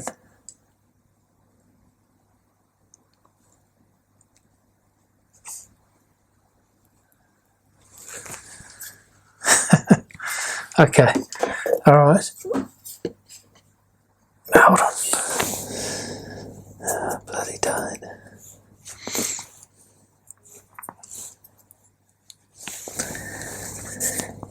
Got a little dribble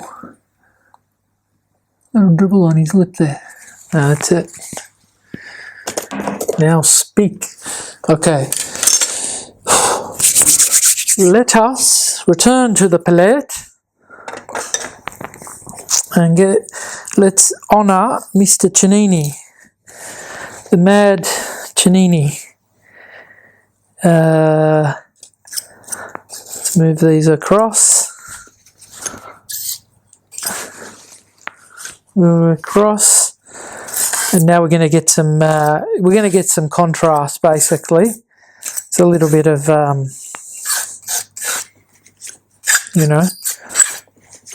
a little bit of probably show-offy time with these contrasts.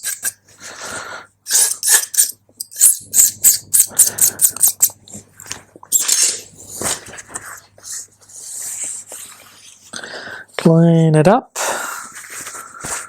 Clean up the mud.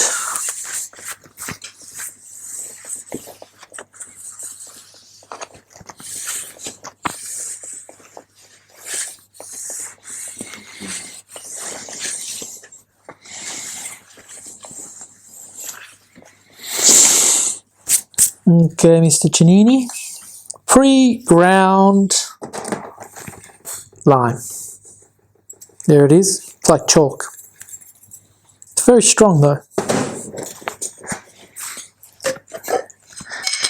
Now, way too premature, but because again we're using this as a example.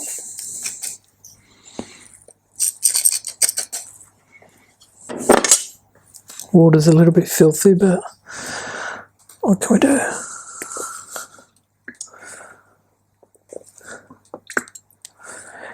Now you could even grind a bit of wet lime, but because this has actually crystallized already, it's probably a bit more stable technically. Absorbs that water. Bloody hell. So immediately, obviously, adding white content pastelizes anything, but in fresco, I wouldn't even call it pastelized because it crystallizes. It has this immense luminosity to it, without being obviously glossy, and it's technically the complete opposite to encaustic painting, which is all about heat, it's all about wet.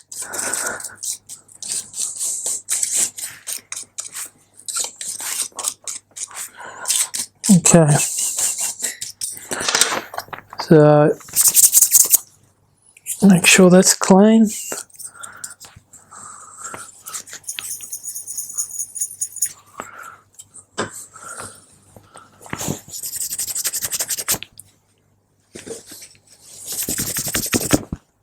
Okay. Gritty, very gritty.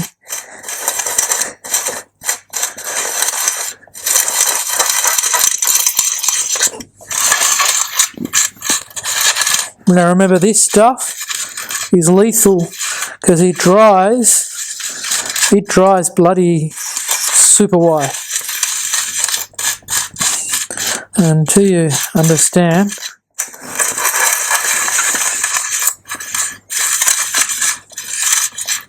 okay, we won't go crazy. We don't have much room here. Well, you can feel that's already smoother.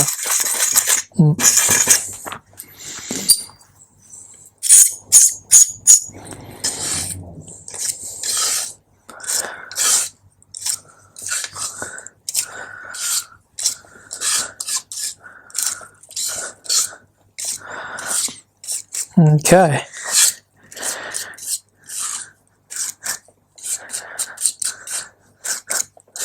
Now you can use lithopone, even I think titanium, to tell you the truth.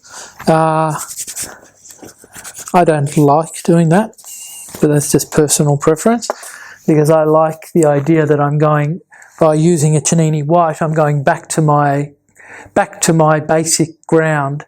Back to my basic ground, which basically means I'm turning that wall inside out. So I'm not building up on top of it. I'm always shooting holes back into the principal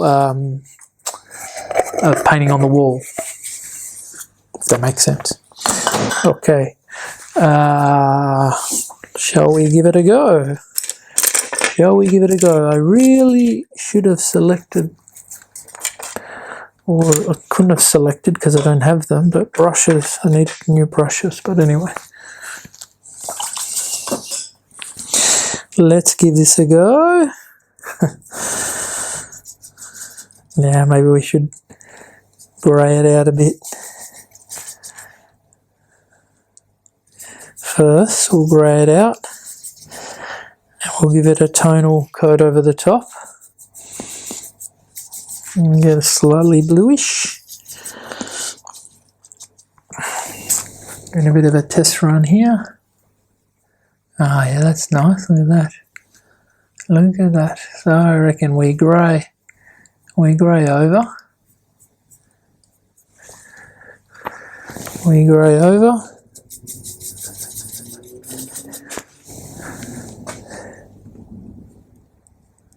You can even see how you can just clean up your line work, make it thinner. So we grey over, come over to here.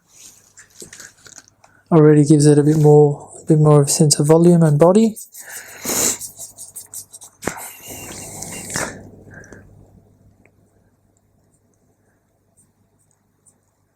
Remember we made that mistake there with that pigment, that's gone now.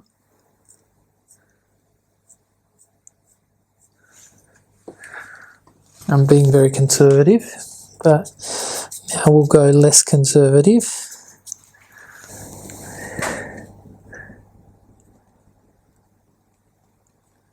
And we'll go three-dimensional.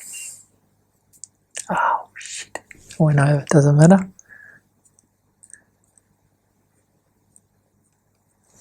Look at that. Very subtle, but look at that. Look at that. Sorry. Get excited. You've got to get excited. I'll show you something else that's exciting. Look at that. Bang, bang, bang. Look at it. Immediate communication, shooting holes where they shouldn't be.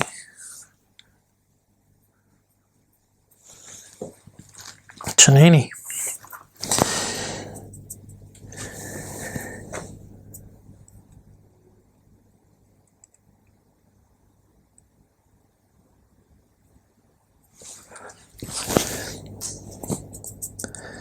Brushes can't hold it.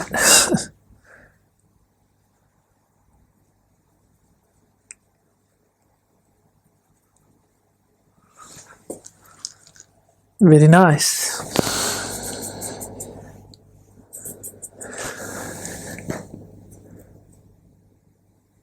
So again, a little bit premature, but you know, we're rushing the process because we've got another 8 hours painting here, which we're not going to do. But it just shows, come in, and this is where you start to paint and eliminate your drawing to some degree. So now let's try. Okay, we did that. It was quite playful. Let's just give it a bit of a highlight over that knee, there and there. See, already that's shooting. That's starting to dry.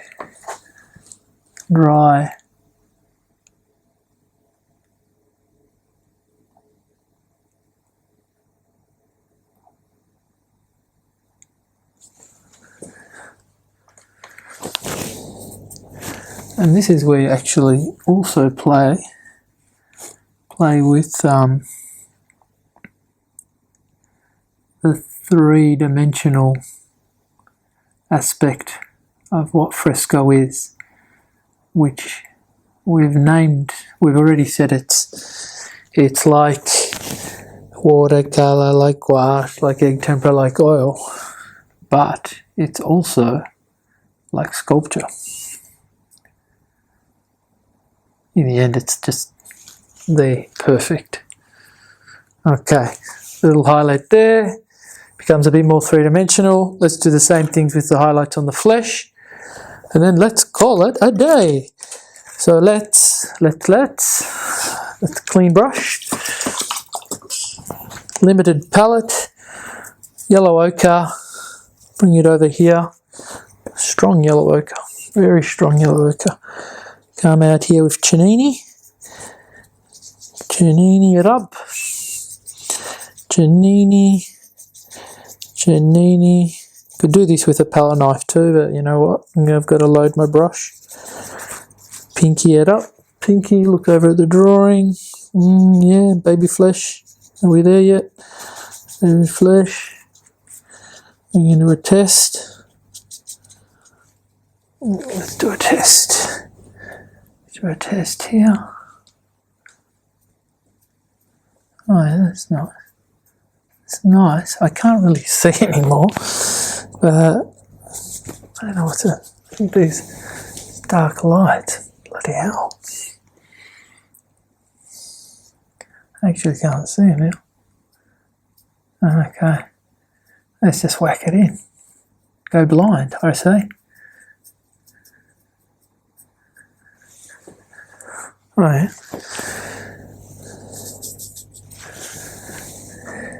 Hard to see.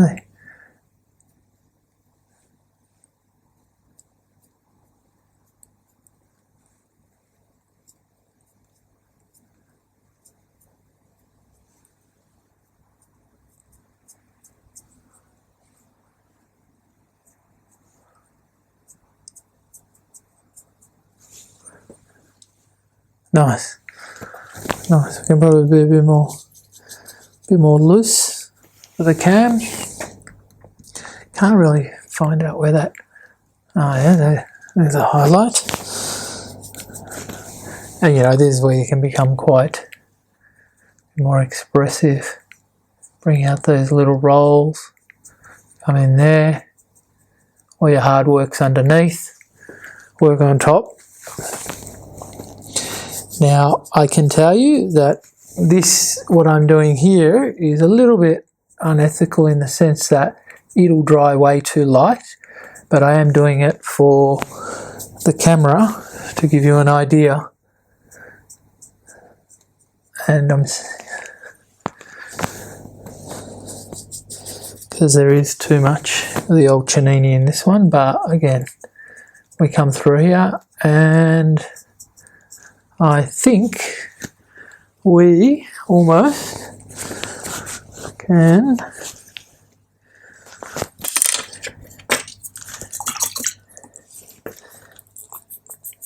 almost call it a day. Let's just do this. just to show you, he's got little highlights here on the top of the eye. See how that brings that out?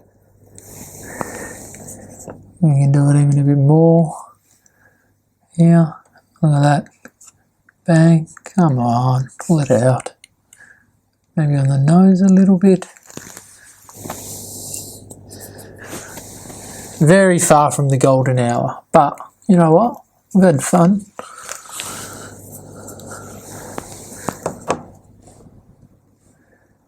There's a few highlights here. You can cross hatch with it too, like that.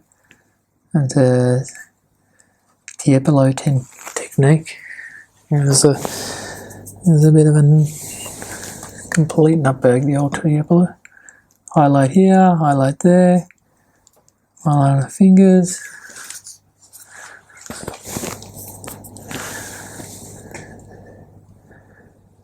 You know, like there's a big highlight here. We can just, let's get a big blob of white and just see what happens. There you go. Look at that. Bang there.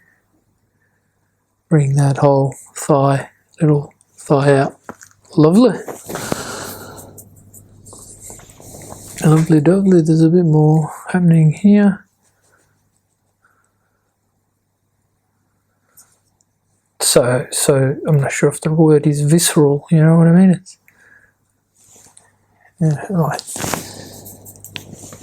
Put in the Archie.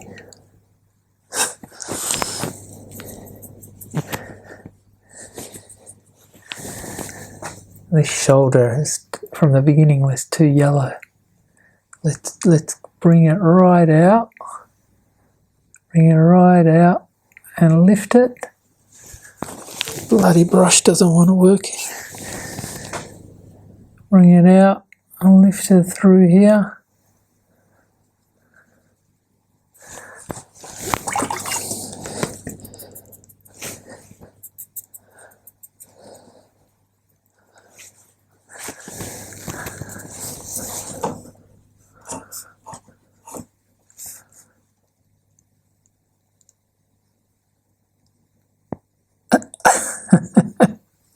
Done.